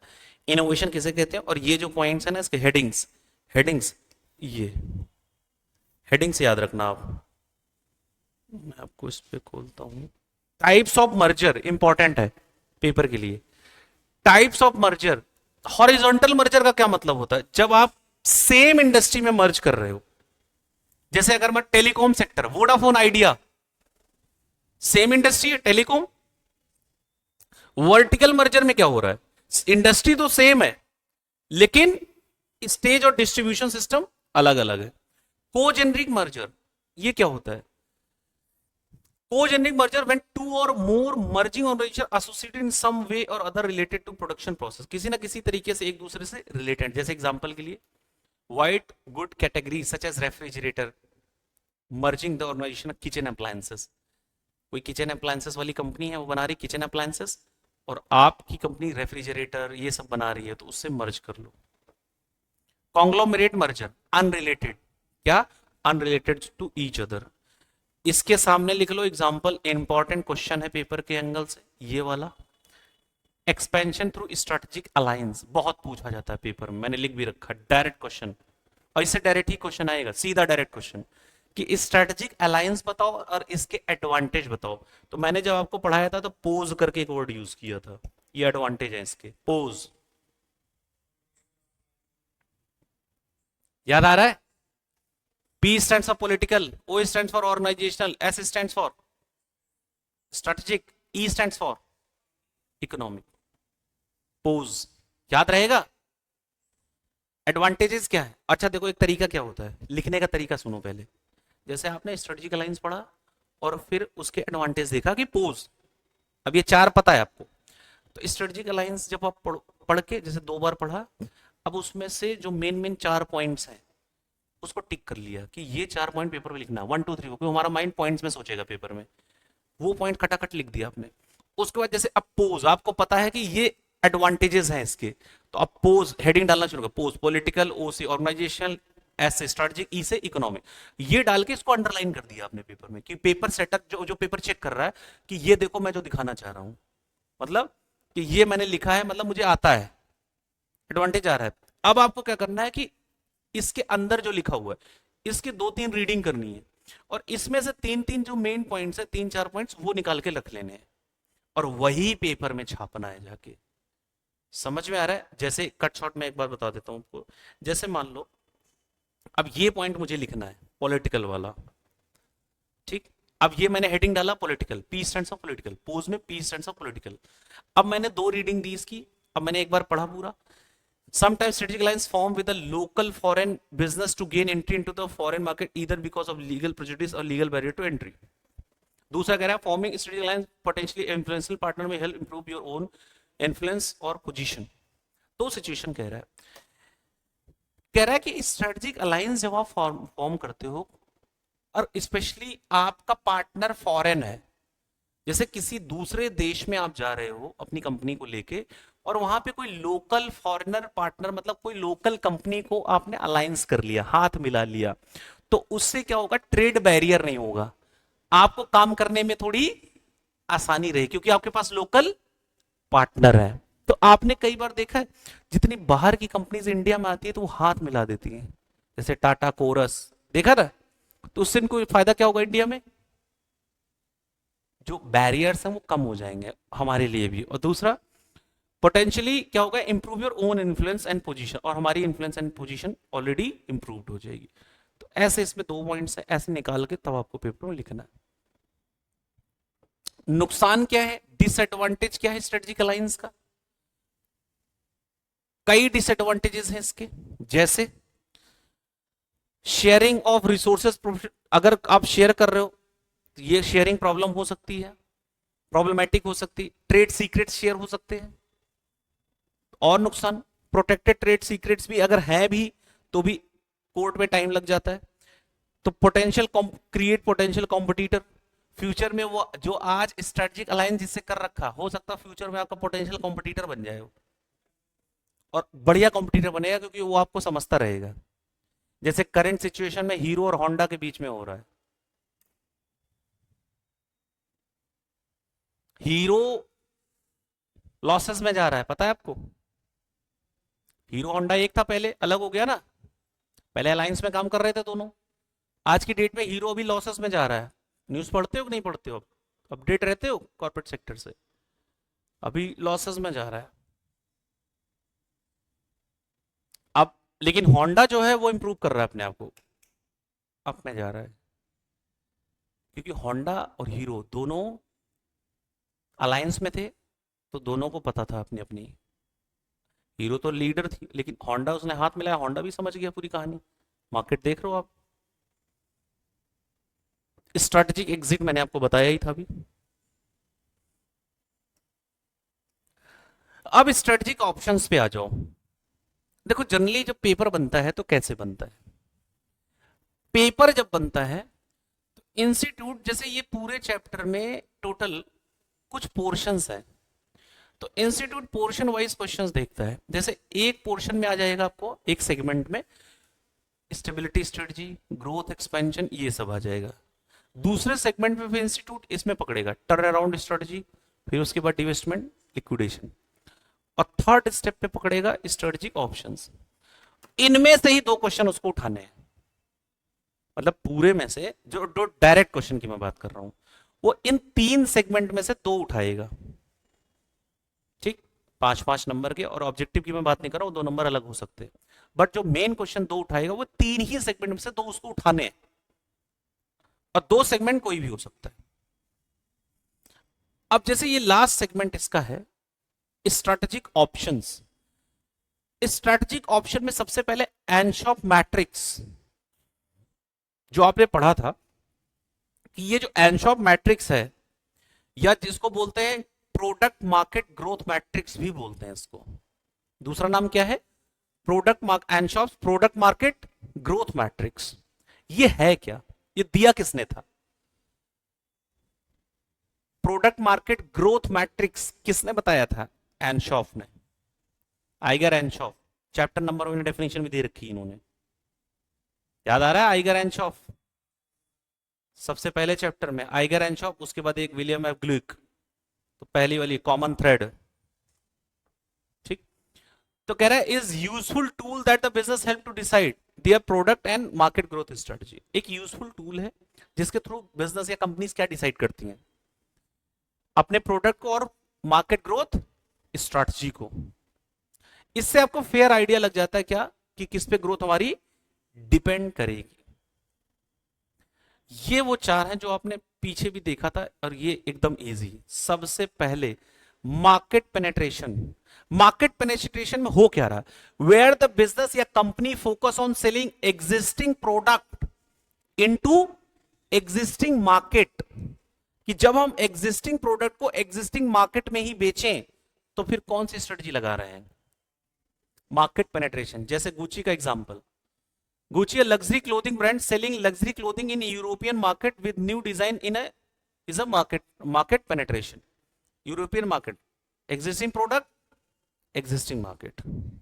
मार्केट डेवलपमेंट में क्या होता है, सेलिंग एग्जिस्टिंग प्रोडक्ट तो एग्जिस्टिंग है लेकिन बेच कहां रहे हो, न्यू मार्केट। क्लोथिंग ब्रांड था, अब वो यूरोपियन से जाके कहां बेच रहा है, सेम एग्जांपल में यूरोपियन मार्केट, सेम प्रोडक्ट था लेकिन बेच कहां रहा है, तो ये मार्केट डेवलपमेंट है। प्रोडक्ट डेवलपमेंट में क्या होता है, introduction of new product into existing market में नया प्रोडक्ट लेके आओ। अब जैसे गुची वही सेम एग्जांपल में selling casual new product, casual clothing, वो फॉर्मल क्लोथिंग था, अब ये क्या है, कैजुअल, नया प्रोडक्ट हो गया, और कहां बेच रही है, तो इसको क्या बोलते हैं, प्रोडक्ट डेवलपमेंट।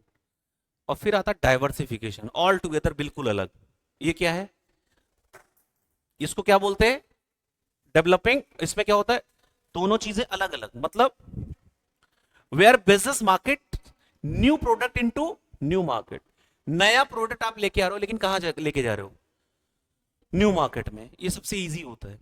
जैसे एग्जांपल देखो, इसी गुची का एग्जांपल देखो, luxury clothing brand selling casual तो बेच रहा है, नया प्रोडक्ट हो गया लेकिन कहां बेच रहा है, न्यू मार्केट और न्यू प्रोडक्ट। समझ में आ रहा है, ये किसने दिया था ये स्ट्रेटजी, आइगर एंड शॉफ ने, ये याद रखना।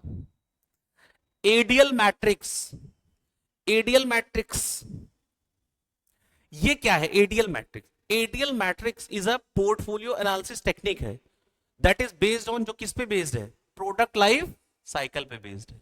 याद रखना, एडीएल मैट्रिक्स है क्या, एक पोर्टफोलियो एनालिसिस टेक्निक है जो किस पे बेस्ड है, प्रोडक्ट लाइफ साइकिल पे।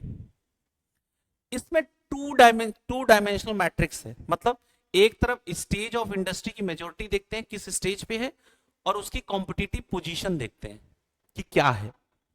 जैसे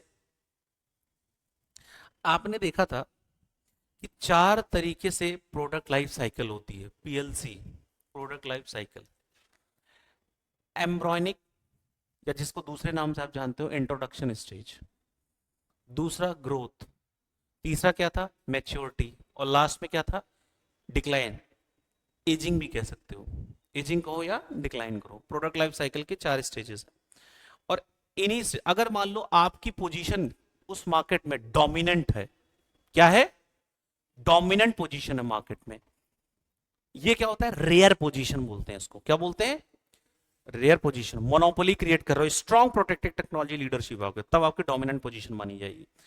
स्ट्रॉन्ग पोजीशन है तो considerable degree of freedom with choices, इसमें क्या होता है, considerable degree of freedom over choices of strategy. अगर आपकी स्ट्रेटजी, आपकी स्ट्रॉन्ग पोजीशन है मार्केट में, तो आपके पास डिग्री ऑफ फ्रीडम होगी अपनी स्ट्रेटजी चॉइस करने की। फेवरेबल है सिर्फ, तो इसमें क्या होगा, industry is fragmented and no competitor stand out clearly, मतलब अभी कोई रियल कॉम्पिटिटर दिख नहीं रहा है। टेनेबल क्या होता है, when the company is not able to perform satisfactory and can justify staying, मतलब सिर्फ वो मेंटेन कर रही है बस, मतलब मैच्योरिटी स्टेज। और सबसे लास्ट में क्या है, वीक स्टेज। ये क्या है, यहाँ पे unsatisfactory, generally unsatisfactory through opportunities for improvement do exist, और इसको चेंज करना पड़ेगा। बीसीजी मैट्रिक्स तो शायद पूरी क्लास को याद होगा, याद आ रहा है, स्टार टाइप के प्रोडक्ट, डॉग टाइप के प्रोडक्ट, काऊ टाइप के प्रोडक्ट। जल्दी से बताओ एग्जांपल्स, मुझे बताओ, रिमाइंड कराओ, पहले एग्जांपल्स रिमाइंड, सोचो कौन कौन से एग्जांपल्स है। अमूल बटर का एग्जांपल किसमें था,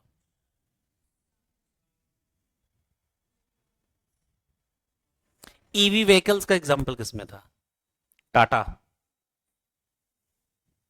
रिलायंस जियो का एग्जांपल किसमें था,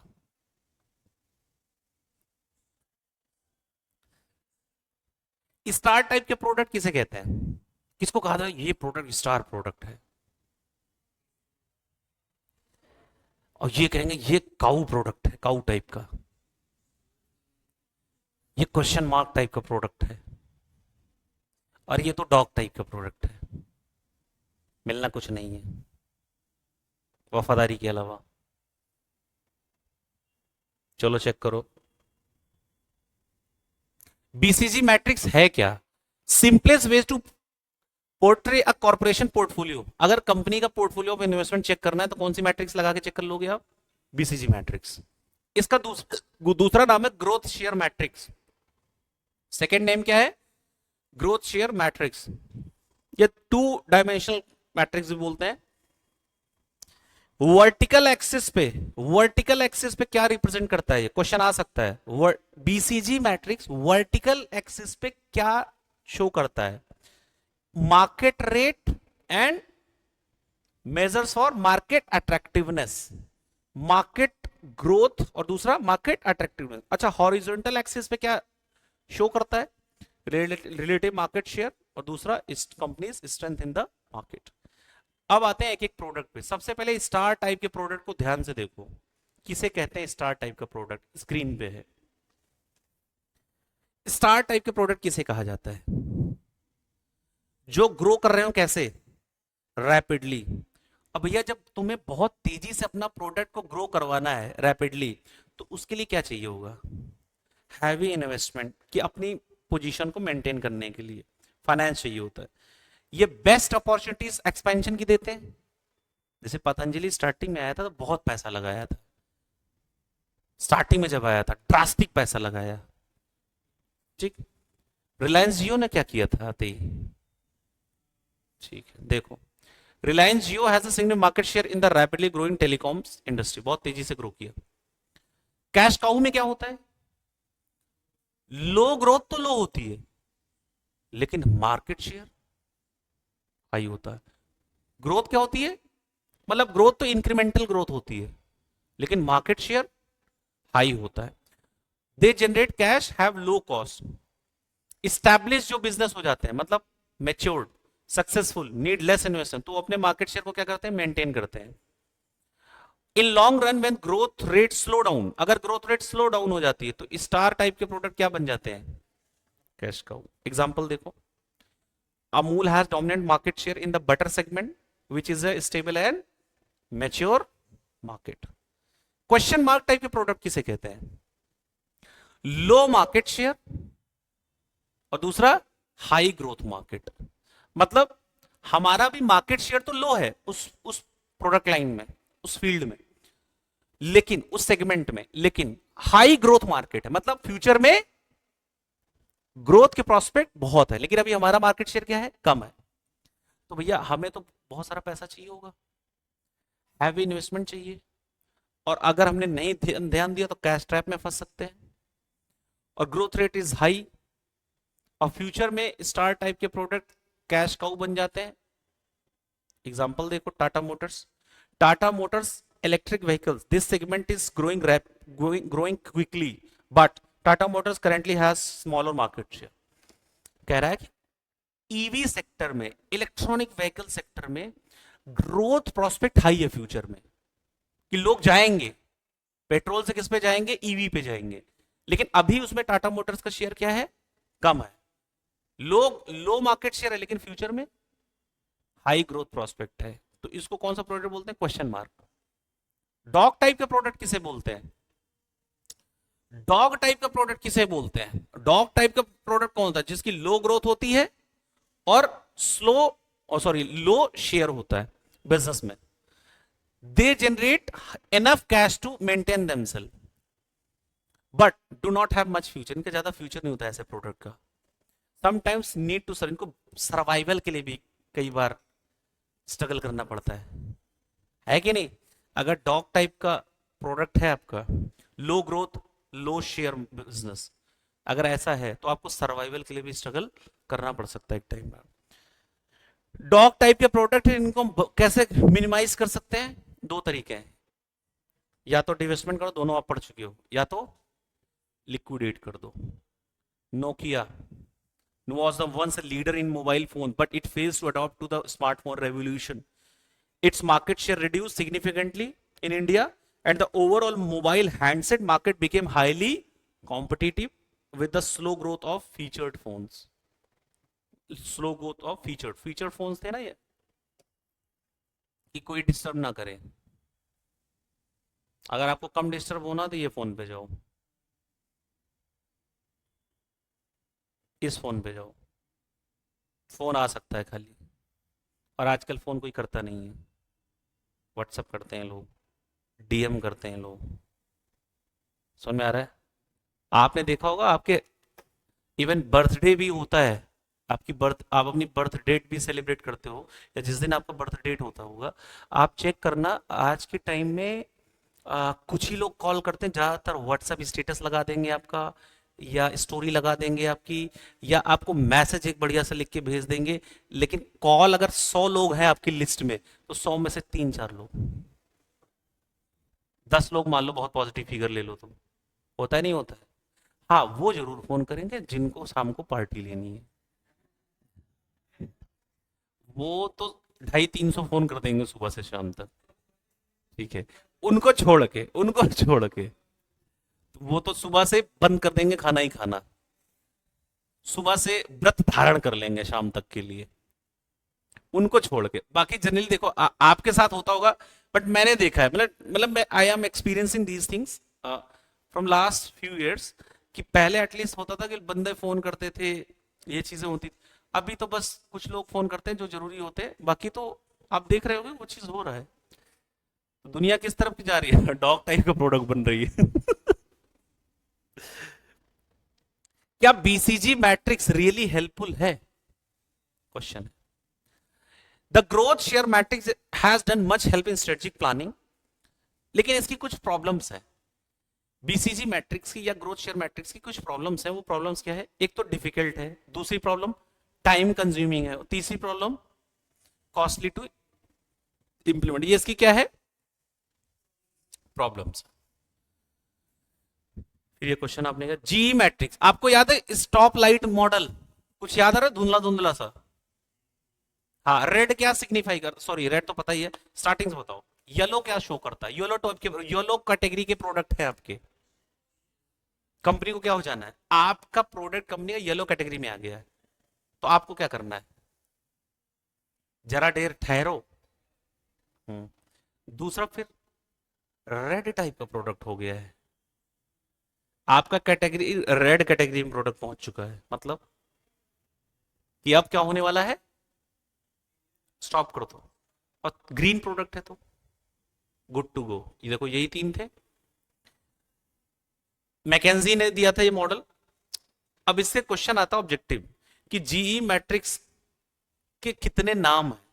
जीई मैकेंजी मैट्रिक्स का एक नाम है स्टॉप लाइट स्ट्रेटजी मॉडल, दूसरा नाम है बिजनेस प्लानिंग मैट्रिक्स, तीसरा नाम है GE 9 cell matrix and GE model. याद रखना, ऑब्जेक्टिव क्वेश्चन आ सकता है। ट्रैफिक कंट्रोल लाइट से ये इंस्पायर है। किससे इंस्पायर है? रेड का मतलब स्टॉप, ग्रीन का मतलब गो, येलो का मतलब कॉजन, सावधान। ये जो मैकेंजी मैकेंजी मैट्रिक्स है, स्टॉप लाइट मैट्रिक्स है, ये 2 बातों को कंसीडर करता है, 2 फैक्टर्स को। पहला, बिजनेस की स्ट्रेंथ और मार्केट अट्रैक्टिवनेस, कि बिजनेस की स्ट्रेंथ क्या है, और दूसरा किस पे फोकस करता है? मार्केट की अट्रैक्टिवनेस। वर्टिकल एक्सिस पे आप क्या देखते हो? तो वर्टिकल एक्सिस पे आप मार्केट अट्रैक्टिवनेस, कितनी अट्रैक्टिवनेस है मार्केट में, वो देखते हो। एंड हॉरिजॉन्टल एक्सिस पे क्या चेक करते हो? देखो, मार्केट अट्रैक्टिवनेस वर्टिकल एक्सिस पे, और हॉरिजॉन्टल पे क्या देखते हो? बिजनेस की स्ट्रेंथ क्या है, किसमें? इंडस्ट्री में। किसी भी मार्केट को अगर पता करना है कि अट्रैक्टिव है कि नहीं, तो कैसे पता चलेगा? Size of market, market growth rate क्या है, उस पूरी इंडस्ट्री में प्रॉफिटेबिलिटी कितनी है, कॉम्पिटिटिव कितना है, और टेक्नोलॉजी कितनी है, और प्राइसिंग ट्रेंड क्या चल रहा है उस मार्केट में, ओवरऑल रिस्क रिटर्न कितना है उस इंडस्ट्री में, अपॉर्चुनिटी क्या डिफरेंशिएशन एग्जिस्ट कर रहा है, कुछ अलग बना सकते हैं, डिमांड कैसे चेंज हो, सेगमेंट कितने हैं, और डायरेक्ट मार्केटिंग, ये सारी चीजें। अच्छा, किसी भी कंपनी को अगर ये पता करना हो अपनी बिजनेस स्ट्रेंथ, तो वो कौन कौन से पैरामीटर्स हैं, पूछा जा सकता है कि वो कौन कौन से पैरामीटर जिसके थ्रू एक कंपनी अपने अपनी बिजनेस स्ट्रेंथ को समझ सकती है कि ये मेरी बिजनेस स्ट्रेंथ है। मार्केट शेयर, आज अमूल कह रहा है कि मेरा मार्केट शेयर सबसे ऊपर है बटर सेगमेंट में, तो क्या ये इसकी बिजनेस स्ट्रेंथ है कि नहीं, है कि नहीं? यस। तो एक तो मार्केट शेयर से हम पता कर सकते हैं अपनी बिजनेस स्ट्रेंथ। दूसरा, मार्केट शेयर ग्रोथ रेट, क्या ये भी एक बिजनेस बिजनेस स्ट्रेंथ का एक हिंट है? एक कंपनी है जो हर साल 15% से ग्रो होती जा रही है लगातार, 15% पे अगले साल 20 30 ऐसे जाती जा रही है, तो मतलब क्या ये बिजनेस स्ट्रेंथ है? यस। प्रॉफिट मार्जिन, क्या प्रॉफिट मार्जिन से भी हम बिजनेस स्ट्रेंथ पता लगा सकते हैं अपनी? कैसे? टेलीकॉम सेक्टर में मान लो हम ऑपरेट कर रहे हैं और देख रहे हैं हमारे कॉम्पिटिटर्स हम कितना ज्यादा पैसा कमा पा रहे हैं। डिस्ट्रीब्यूशन एफिशिएंसी, मतलब प्रोडक्ट लॉन्च हुआ, पहाड़ों पे पहुंच गया और कुछ लोग तरस रहे हैं पहुंचने के लिए, तो किस इसके भी थ्रू हम पता कर सकते हैं हमारा बिजनेस स्ट्रेंथ है? क्या डिस्ट्रीब्यूशन एफिशिएंसी भी बिजनेस स्ट्रेंथ को रिफ्लेक्ट करती है कि नहीं करती है? यस। ब्रांड इमेज, ऑब्वियस सी बात है बिजनेस स्ट्रेंथ। प्राइस और क्वालिटी पे क्या कॉम्पीट कर पा रहे हो, ये भी आपकी बिजनेस स्ट्रेंथ है। कस्टमर की लॉयल्टी, अच्छा कस्टमर की लॉयल्टी बिजनेस स्ट्रेंथ कैसे बन सकती है?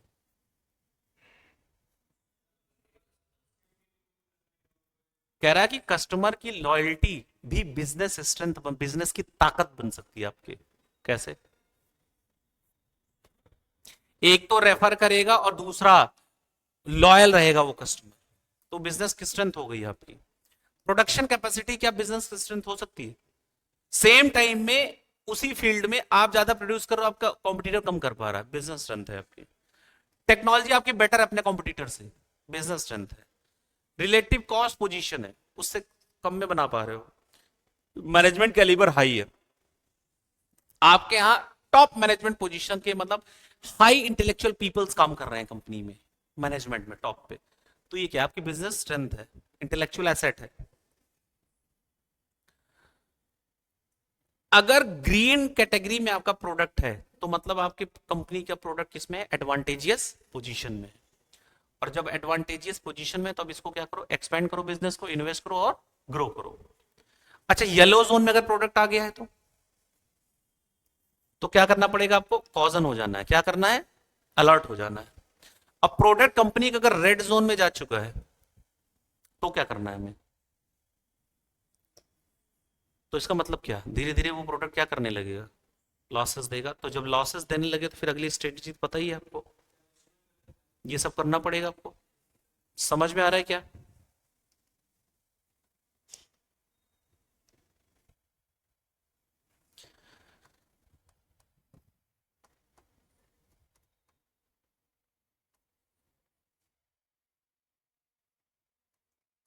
इस अटेम्प्ट में कौन सा क्वेश्चन आया था, याद है आपको?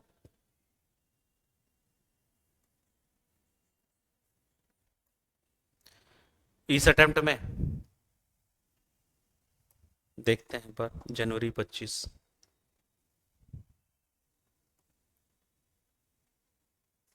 अच्छा, ये तो वो है, ऑब्जेक्टिव है ना ये तो।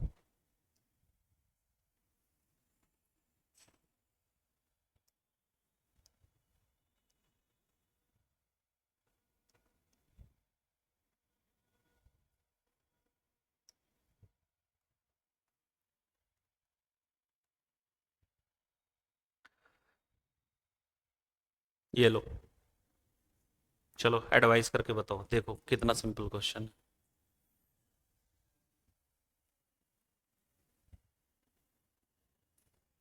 कितने मार्क्स में?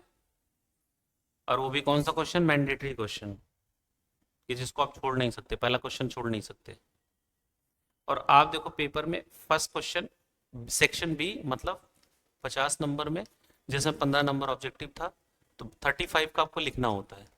ठीक। अब 35 में भी पहला क्वेश्चन मैंडेटरी होता है, क्वेश्चन नंबर 5 का ये मैंडेटरी है। ए बी और सी, 3 क्वेश्चन आते हैं, मतलब कितने मार्क्स का हो गया? 15 नंबर का ऐसा क्वेश्चन आएगा मैंडेटरी। आपकी चॉइस चलेगी या आईसीआई की चॉइस चलेगी? आईसीआई। तो आप देखो आईसीआई की चॉइस में जो पेपर सेटर है उन्होंने जो सेट किया है वो कौन कौन से चैप्टर को सिलेक्ट किया मैंडेटरी, मतलब आईसीआई चॉइस चैप्टर कौन से थे इस अटेम्प्ट में। एक तो देख लो चैप्टर नंबर 5 ऑर्गेनाइजेशन का स्ट्रक्चर, एक आप देख लो कौन सा टर्न अराउंड स्ट्रेटजी, देख रहे हो रिटेंशन स्ट्रेटजी, ये जो चैप्टर 4, और एक चैप्टर उन्होंने सिलेक्ट किया कौन सा, माइकल पोर्टर बिजनेस लेवल, ये वाला कौन सा है, ये चैप्टर नंबर 3। तो इंस्टीट्यूट की हिट लिस्ट पे कितने चैप्टर थे, मतलब मैंडेटरी वाले में उसने 3 चैप्टर सेलेक्ट किए अपने एंगल से, एक सिलेक्ट किया 5th, एक सिलेक्ट किया 4th और एक सिलेक्ट किया 3। ये क्या 5 4 3 3 4 5, अरे ऐसे चल रहा है क्या इंस्टीट्यूट लास्ट से कि, अब इसको पेपर पैटर्न समझो। अब सामने क्वेश्चन नंबर 5 का A mandatory chapter number 5, question number B chapter number 4, 1 का 5 का C question chapter number 3। Ascending order descending order में चल रहा है। क्यों? क्योंकि उसको ये बात बहुत अच्छे से पता है, बहुत अच्छे से पता है कि पहला चैप्टर आपने अच्छे से पढ़ा होगा, उसके बाद आपने ये कहा होगा ये तो हो ही जाएगा। ठीक, यही वजह थी कि मैं चैप्टर नंबर 4 को ज्यादा फोकस कर रहा था, 5 को तो बहुत फोकस किया था, क्योंकि उससे क्वेश्चन आता ही आता है पेपर सेटर। आप देखो मेरा पढ़ाने का पैटर्न, पहला तो आपको पढ़ाना ही पड़ेगा। आप देखो मेरे पैटर्न को पकड़ो, आप पेपर से पहले से मैं पढ़ा रहा हूँ, पेपर तो बाद में आया था ये। आप पैटर्न कनेक्ट करो एक बार, पेपर तो बाद में बना था।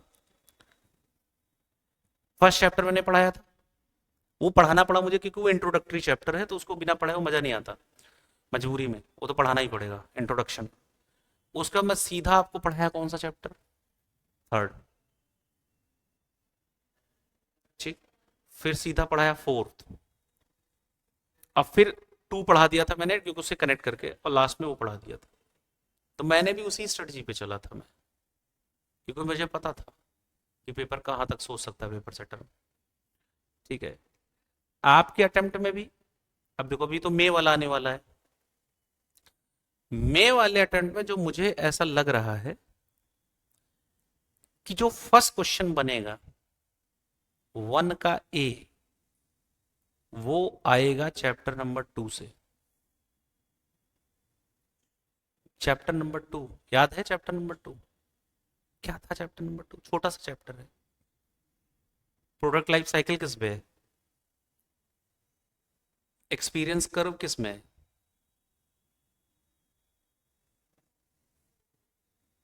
किस में है? 4 में। पूरे चैप्टर पढ़ लिया, कहाँ मिला ये सब? 3rd में भी नहीं है, तो फिर है किस में? 2 में ही है, गर्मा गर्म परोसा जाएगा। अच्छा, ये देख लिया आपने, इसका आंसर आ ही रहा है, और इधर ये और कौन सा क्वेश्चन आया था इससे,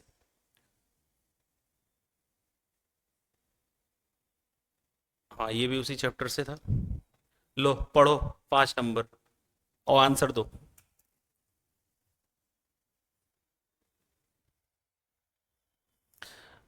जल्दी से पढ़ के और मुझे ये बता दो, ये पेपर सेटर ने जो सेट किया ये पूछना क्या चाह रहा है अल्टीमेट।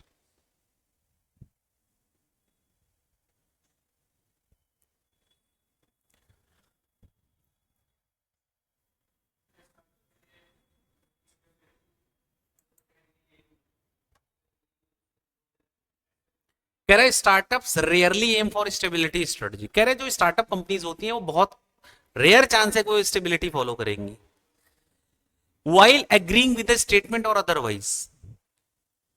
देखो ध्यान से, आपके ऊपर छोड़ दिया, आपके पाले में गेंद छोड़ दी उसने। कह रहा while agreeing with the statement और अदरवाइज, कि तुम ये स्टेटमेंट मानते हो या नहीं मानते हो, otherwise support your point of view briefly stating as to when the study is meaningful, full stop. इसका मतलब ये है पोर्शन 1 में आईसीआई हमसे चाहता है कि आपको ये कमेंट करना है कि स्टार्टअप क्यों रेयरली स्टेबिलिटी स्ट्रेटजी नहीं करना चाहती। अब फिर दूसरा क्या पूछ रहा है, बेसिकली अगर इसके नंबर वाइज में डिवाइड करूं तो 2 नंबर में पहला क्वेश्चन प्लस 3 नंबर में ये दूसरा क्वेश्चन क्या पूछ रहा है, कितने लोगों को याद है मेजर रीजंस स्टेबिलिटी स्ट्रेटजी क्यों फॉलो किया जाता है? रीजंस क्या है उसके? क्या कारण होते हैं जो स्टेबिलिटी स्ट्रेटजी फॉलो करते हो आप? Major reasons.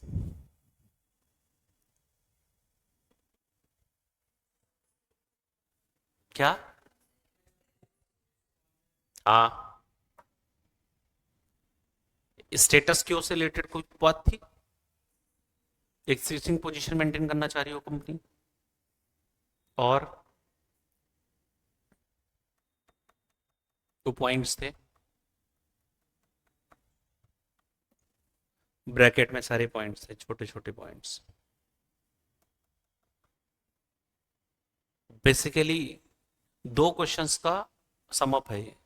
पहला स्टार्टअप के बारे में आपको बताना है कि स्टार्टअप्स क्यों एम नहीं करती इसको, और दूसरा इसको बताना है कि मेजर रीजंस क्या हैं, तब आपको 5 आउट ऑफ 5 मिलेंगे। और अगर पूरे पेपर को आप एनालाइज करो ध्यान से, तो चाहे वो सिनारियो बेस्ड क्वेश्चन भी आया है तो सिनारियो बेस्ड क्वेश्चन भी इजी ही क्वेश्चन है, कुछ है नहीं उसमें, बस हमें पढ़ना आना चाहिए। अभी ये जैसे अभी ये केस स्टडी दे दिया, कह रहा है एक कंपनी है 2010 से चल रही है, कंपनी 2022 तक सब कुछ ठीक कर रही थी, after that its market share starting declining, market share decline होना शुरू हो गया 2022 के बाद से, लॉस एक्यूमुलेट हो गया, mounting in turn persistent negative cash flow आने लगा, persistent negative impact on cash flow, as a result employees का मोरल क्या हो गया? समझ में आ रहा है? The board of director company proper thought it proper to continue the business by placing emphasis on improvement in internal efficiency. Board of directors क्या चाह रहा है कि इंटरनल एफिशिएंसी पे काम करें हम, ठीक है। इन view of the same the board is involve workable action plan with intent to ensure radical change in the direction with revamping the top management. Which retrenchment strategy company should adopt in this situation? Turn around, action plan याद है आपको? जल्दी से वो 5 steps बताओ। पहले assess कर लिया करंट प्रॉब्लम, फिर अब एनालाइज कर लिया और डेवलप कर लिया क्या? Strategic plan. अब प्लान डेवलप करके बैठे रहोगे, इंप्लीमेंट कर दोगे, और फिर फोर्थ स्टेप पे यस क्या करोगे? रिस्ट्रक्चरिंग, और लास्ट में फिर उसकी वजह से क्या होगा? ये स्टेप्स थे इसके। अब मेरा क्वेश्चन है, क्या ये जब आंसर दोगे आप, तो क्या इस कंपनी का नाम यूज करोगे कि नहीं अपने आंसर में, या ऐसे बस लिखते चले जाओगे? एज एन एडवाइजर बताना है ना आपको, तो कंपनी का नाम यूज करना है। इजी क्वेश्चन कि नहीं? आप ही बता दो अब, इजी लगा कि नहीं लगा क्वेश्चन? अब जैसे पढ़ के जाओगे तो इजी लगेगा, नहीं तो क्या होगा? डिफिकल्ट लगेगा। ये आपके ऊपर है। अब जब पढ़ के जाओ, आप देखो 10 नंबर का 5 मार्क्स का यहाँ पूछा और 5 नंबर का वहां, जैसे मैं बोल रहा था, और उधर ऑब्जेक्टिव में 2 नंबर का पूछा ही होगा कुछ ना कुछ, तो 12 नंबर तो ऐसे ही कवर हो रहा है। इंपॉर्टेंट क्वेश्चन, मतलब मान के चलो chapter number 4, chapter number 3, chapter number 5 जिस स्टूडेंट ने इग्नोर कर दिया, वो पेपर देने ना जाए तो ज्यादा अच्छा होगा। और जिसका ये सॉलिड हो गया, क्योंकि चैप्टर नंबर 1 और 2 में इसलिए बोला छोटा चैप्टर, उसमें सबको याद हो जाता है, बहुत बच्चों वाला चैप्टर है। 4, 3, नो सॉरी 3, 4, 5 आपको सुनने में अच्छा लगेगा। 3, 4, 5 जिसने इसको फर्स्ट प्रायोरिटी में रख के कमांड बना लिया, अब इनमें जो पहले करना वो कर लो अपने हिसाब से, कोई दिक्कत नहीं है। किसी को 4 पहले करना है 4 कर ले, 3 करना है 3 कर ले, जिसको जो मन करे करो। लेकिन ये जो है ना, अगर कर लोगे तो 345 नंबर तो आपके कम से कम आ ही जाएंगे 600 में से। समझ में आ रहा है? तो 600 में से 345 आ ही जाएंगे और पास हो जाओगे आप। 345 में तो पास ही हो ना, जादुई आंकड़ा 300 नैया पार। बट आप तो 45 नंबर ज्यादा लेके जा रहे हो, 345। नहीं पढ़ोगे और नहीं इसको रिवाइज करोगे तो फिर प्रॉब्लम आ जाएगी। अब पहले मुझे बता दो, चैप्टर नंबर 4 कितने लोग कमांड बना लेंगे पेपर तक? क्या लगता है कम से कम कितनी बार रिवीजन देना पड़ेगा आपको? एक बार बस।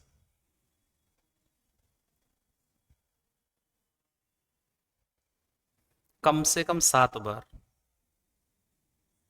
अगर 40 प्लस चाहिए एसएम में तो 40 प्लस, 40 प्लस इधर, 35 8 40 उधर, 80 मार्क्स इन एफएमएसएम। पूरा ग्रुप ही क्लियर हो गया। फिर क्या, 40 40 हो गया। समझो बात को आप। पता है क्या है, अब इंडिया में जो स्टूडेंट्स हैं ना, मैं उनकी बात नहीं कर रहा हूँ कि जो पढ़ने वाले हैं, बहुत खतरनाक पढ़ने वाले हैं, उनके लिए तो कोई स्ट्रेटजी नहीं, वो तो 100 में 100 मार देंगे। अगर पासिंग परसेंटेज अपना बढ़ाना है तो ये एक तरीका है कि मतलब इतना मेहनत कर दो, इतने एफर्ट डाल दो कि ये जो चैप्टर्स हैं वो आपके क्रीम चैप्टर्स हो जाए। क्या हो जाए? क्रीम। और क्रीम आंसर दो फिर, और फिर इंस्टीट्यूट भी क्रीम नंबर देगा। अब दिक्कत क्या है, इंस्टीट्यूट को जैसे मान लो अब मुझे कॉपी चेक करने के लिए मिला, तो अब कॉपी चेक करने के लिए जो आंसर शीट इंस्टीट्यूट देगा, जो वो पढ़ने के लिए आता है सजेशंस, तो उसमें क्या होता है कि क्वेश्चन के अकॉर्डिंग एग्जैक्ट आंसर बना के वो देता है कि आपको चेकिंग भी ऐसे ही करनी है। इसीलिए आपकी कॉपी में स्टेप्स लिखे होते हैं, कभी आप देखना अपनी कॉपी, स्टेप्स लिखे होते हैं उसमें कि ये स्टेप पे इतने नंबर, ये स्टेप्स पे इतने, वही स्टेप से काउंटिंग शुरू होगी, मतलब जो इंस्टीट्यूट ने सेट किया है। भले आपने एक्स्ट्रा लिख दिया है, उसके नंबर नहीं देगा, क्योंकि वो स्टेप्स में काउंट ही नहीं होगा। स्टेप 1 स्टेप 2 स्टेप 3 ऐसे चेक होती है कॉपियां।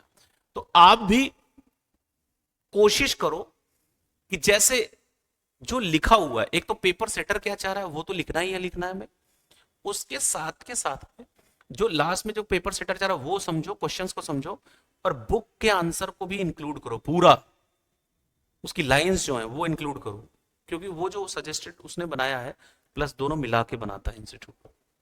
तो फाइनल आंसर तब जाके मैच होगा, तब आपको फुल मार्क्स मिलेंगे, 5/5। नहीं तो फिर वही नंबर मिलेंगे, आधे नंबर दे दिया, 2.5 नंबर दे दिया, 2 नंबर दे दिया 5 में से, ऐसे ही चलेगा।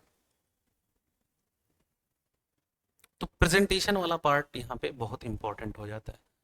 पहले आपको कंटेंट तैयार करना है कि भैया चैप्टर 4 पढ़ लिया, चैप्टर 3 पढ़ लिया, चैप्टर 5 मेरा हो गया, चैप्टर 1 इजी चैप्टर है, सबसे कम टाइम आपको चैप्टर 1 करने में लगेगा, मतलब कम टाइम में जल्दी ग्रिप में आ जाएगा चैप्टर, बहुत जल्दी। अब क्या सर चैप्टर 1 से कोई क्वेश्चन आता है? नहीं आएगा। क्या लगता है 0 नंबर का आएगा चैप्टर 1 से? क्या लग रहा है 0? और गलती से तुमने चैप्टर 1 छोड़ दिया तो पछताना पड़ेगा लास्ट में लाइफ में। उससे भी आएगा 2 क्वेश्चन, मिनिमम 8 नंबर, मिनिमम। एक बच्चा कह रहा है सर यहाँ तो आया नहीं, आप दिखाओ अच्छा कौन सा आया है, रुको मैं चेक कर लेता हूँ। ये क्या लिखा हुआ है, जल्दी से बता दो कौन सा चैप्टर का है।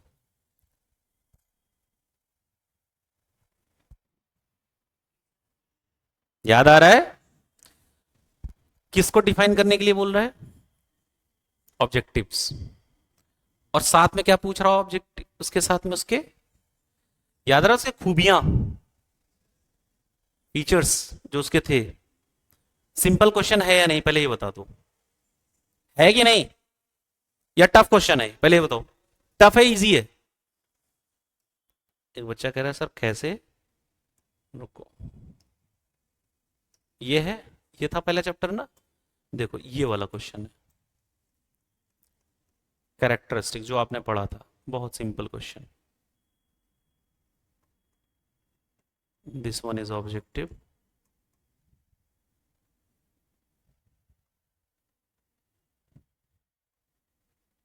ये क्वेश्चन था।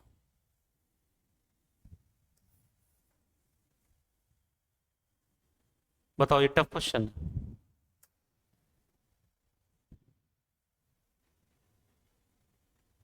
कि ऑब्जेक्टिव्स के कैरेक्टरिस्टिक्स क्या है, कितने सिंपल सिंपल पॉइंट्स हैं, देखो इवन हाईलाइटेड पॉइंट्स हैं कितने।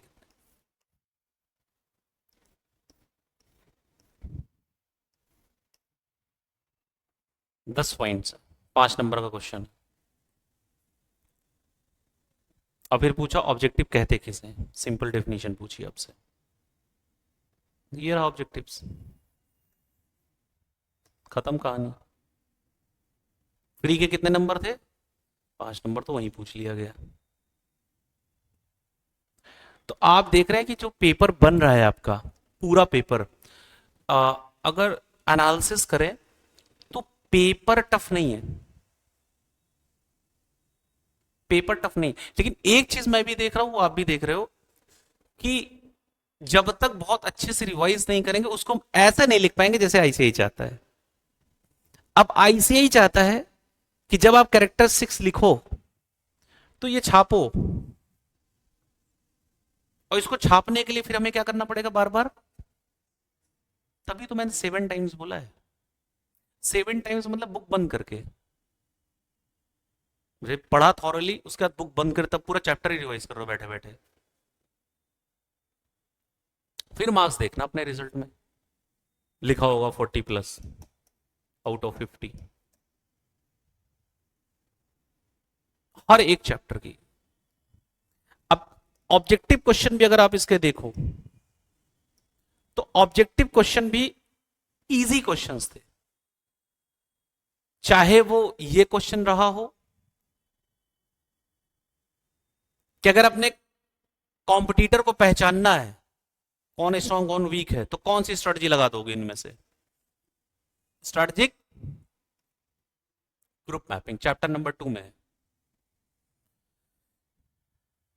अब ये पूरी केस स्टडी में पूछ रहा है, एक कंपनी थी, उसकी सारी सिचुएशंस हुई थी, और लास्ट में पूछ रहा था कि ये कंपनी कौन सी स्ट्रेटजी अप्लाई किया है। तो जब पूरी केस स्टडी पढ़ोगे तो आपको समझ में आ जाएगा इस कंपनी ने प्रोएक्टिव रिएक्टिव दोनों एक्शन लिए हैं। और आपने चैप्टर 1 में पढ़ा था एक कंपनी को सिर्फ प्रोएक्टिव स्ट्रेटजी यूज करनी चाहिए, रिएक्टिव या ब्लेंड ऑफ बोथ, तो इसने भी दोनों यूज किया। अच्छा, एडेप्टिव रिएक्शंस, एडेप्टिव स्ट्रेटजी का दूसरा नाम क्या था, रिएक्टिव, और एक का और दूसरा नाम था प्लान्ड स्ट्रेटजी, प्रोएक्टिव। ठीक है, ऐसे फिर इसमें बताया गया कि रिलेशंस कैसे था। अब जैसे मार्केटिंग पूछा गया, कौन से टाइप की मार्केटिंग थी, और फिर पूछा कि इस बिजनेस का, जो केस स्टडी पढ़ने के बाद आपको समझ में आ जाएगा, पूछ रहा है कि प्रोडक्ट लाइफ साइकिल के किस फेज में है ये कंपनी, क्या इंट्रोडक्शन स्टेज चल रही है, ग्रोथ चल रही है, मैच्योरिटी या डिक्लाइन स्टेज है। तो जब आप देखोगे तो जैसे एयरवेज था, ये लॉसेस में चल रहा था कंपनी, अब जेट एयरवेज, वो जो भी कंपनी का नाम है, वो लॉसेस में चल रही थी, cut short transportation of goods. तो लास्ट में पता चला कि ये भैया डिक्लाइन हो रहा है। देखो ये क्या लिखा हुआ है, तो हमने पहले ही समझ में आया जब डिक्लाइनिंग स्टेज में कंपनी चली जा रही है तो इसका मतलब कौन सी स्टेज पे है कंपनी, लास्ट स्टेज पे प्रोडक्ट लाइफ साइकिल के। इसको इतना ही पढ़ के कोई समझदार बच्चा होगा टिक लगा देगा लाके, देखो कौन सा सेगमेंट में है। तो केस को ध्यान से पढ़ के आप आंसर दे सकते हो, कोई बहुत बड़ी बात नहीं है। समझ में आ रहा है। तो इस तरीके से पढ़ना है, इस तरीके से आगे बढ़ना है। तो इस तरीके से आपका चैप्टर नंबर 4 भी कंप्लीट हो गया, चैप्टर नंबर 3 भी कंप्लीट हो गया, रिवीजन भी हो गया, और हो गया ना, चैप्टर नंबर 1 भी हो गया, रिवीजन भी हो गया। जो नहीं आए थे वो रिवीजन देख लेंगे। चैप्टर नंबर आपका 4 भी हो गया, 3 भी हो गया, 1 हो गया। अब बचा आपका चैप्टर नंबर 2 और 5। अब ये जो 2 और 5 है, इसको तो तुम लोग जरूर से जरूर क्लास में रिवाइज कर लेना और मिस मत करना आगे के अटेम्प्ट्स के लिए। चैप्टर नंबर 2 और 5, तो उससे क्या होगा, एक बार पूरा आपका दोबारा से पूरा रिवाइज हो जाएगा, और फिर ये सब्जेक्ट मेरा रिवीजन के साथ खत्म हो जाएगा, फिर आपकी ड्यूटी शुरू हो जाएगी। ठीक, तो इस तरह से करोगे तो आगे बढ़ोगे और रिजल्ट क्लियर हो जाएगा, बोथ ग्रुप फर्स्ट अटेम्प्ट। नहीं तो फिर वो लास्ट वाले जो मैंने अभी बात बताई थी, फॉर्म बोथ ग्रुप, अप्रोच एक ग्रुप, अमीर बनाओ आईसीआई को, तो ये कुछ बच्चे होते हैं, तो वो नहीं बनना, पूरा करना। और जब भी आप पढ़ो तो आप पढ़ो और आप ये पूछो अपने आप से, अकेले में ये पूछो कि क्या मैं अपनी, जितनी मेरी एफिशिएंसी है या जितनी मेरी क्षमता है, क्या मैं अपनी क्षमता का, अपनी एफिशिएंसी का 100% दे रही हूं क्या, या दे रहा हूं क्या, क्या ये मुझे वर्ल्ड क्लास बनाएगा क्या, क्या मुझे ये वर्ल्ड क्लास आंसर लिखने में मदद करेगा क्या, ये जो मैं काम कर रहा हूं या कर रही हूं अभी? जब आपको कोई चीज याद नहीं हुई, जब पढ़ा नहीं, समझ नहीं आ रहा, चैप्टर नहीं आया, तो अपने आप से पूछना, क्या मैंने अपना 100% दिया? क्या मैंने 100% दिया? अंदर से जो आंसर है वो समझ लो वो रियल रियल कॉलिंग है। अगर आ जाए कि नहीं नहीं नहीं बिल्कुल तूने तो 10% भी नहीं दिया, तो फिर चुपचाप बहाने हटा के बैठ जाओ और करो रिवाइज। देखता हूं कैसे रिजल्ट नहीं आता। ठीक, जो कह रहा हूं उसको करते जाओ, एक एक स्टेप पे। आपको पहाड़ चढ़ना है, पहले एक स्टेप तो लेना पड़ेगा ना। कोई भी एक चैप्टर इसमें से रिवाइज किया, अब उसको सॉलिड बना दो, बनाओ इतना सॉलिड, इतनी पुरानी करो बुक कि अगले अटेम्प्ट में पढ़ना ना पड़े। मतलब बुक को ऐसा बना दो अगले अटेम्प्ट में पढ़ना ही ना पड़े। फिर बुक बंद करके उसके की पॉइंट्स लिखने की कोशिश करो, मेजर रीजंस क्या है, व्हेन अप्लाइड, वो सारी चीजें से लिख लो। फिर देखो कमाल। चलो, thank you so much for having wonderful session. See you next class. अब इसमें आगे फिर रिवीजन करेंगे अगले चैप्टर का।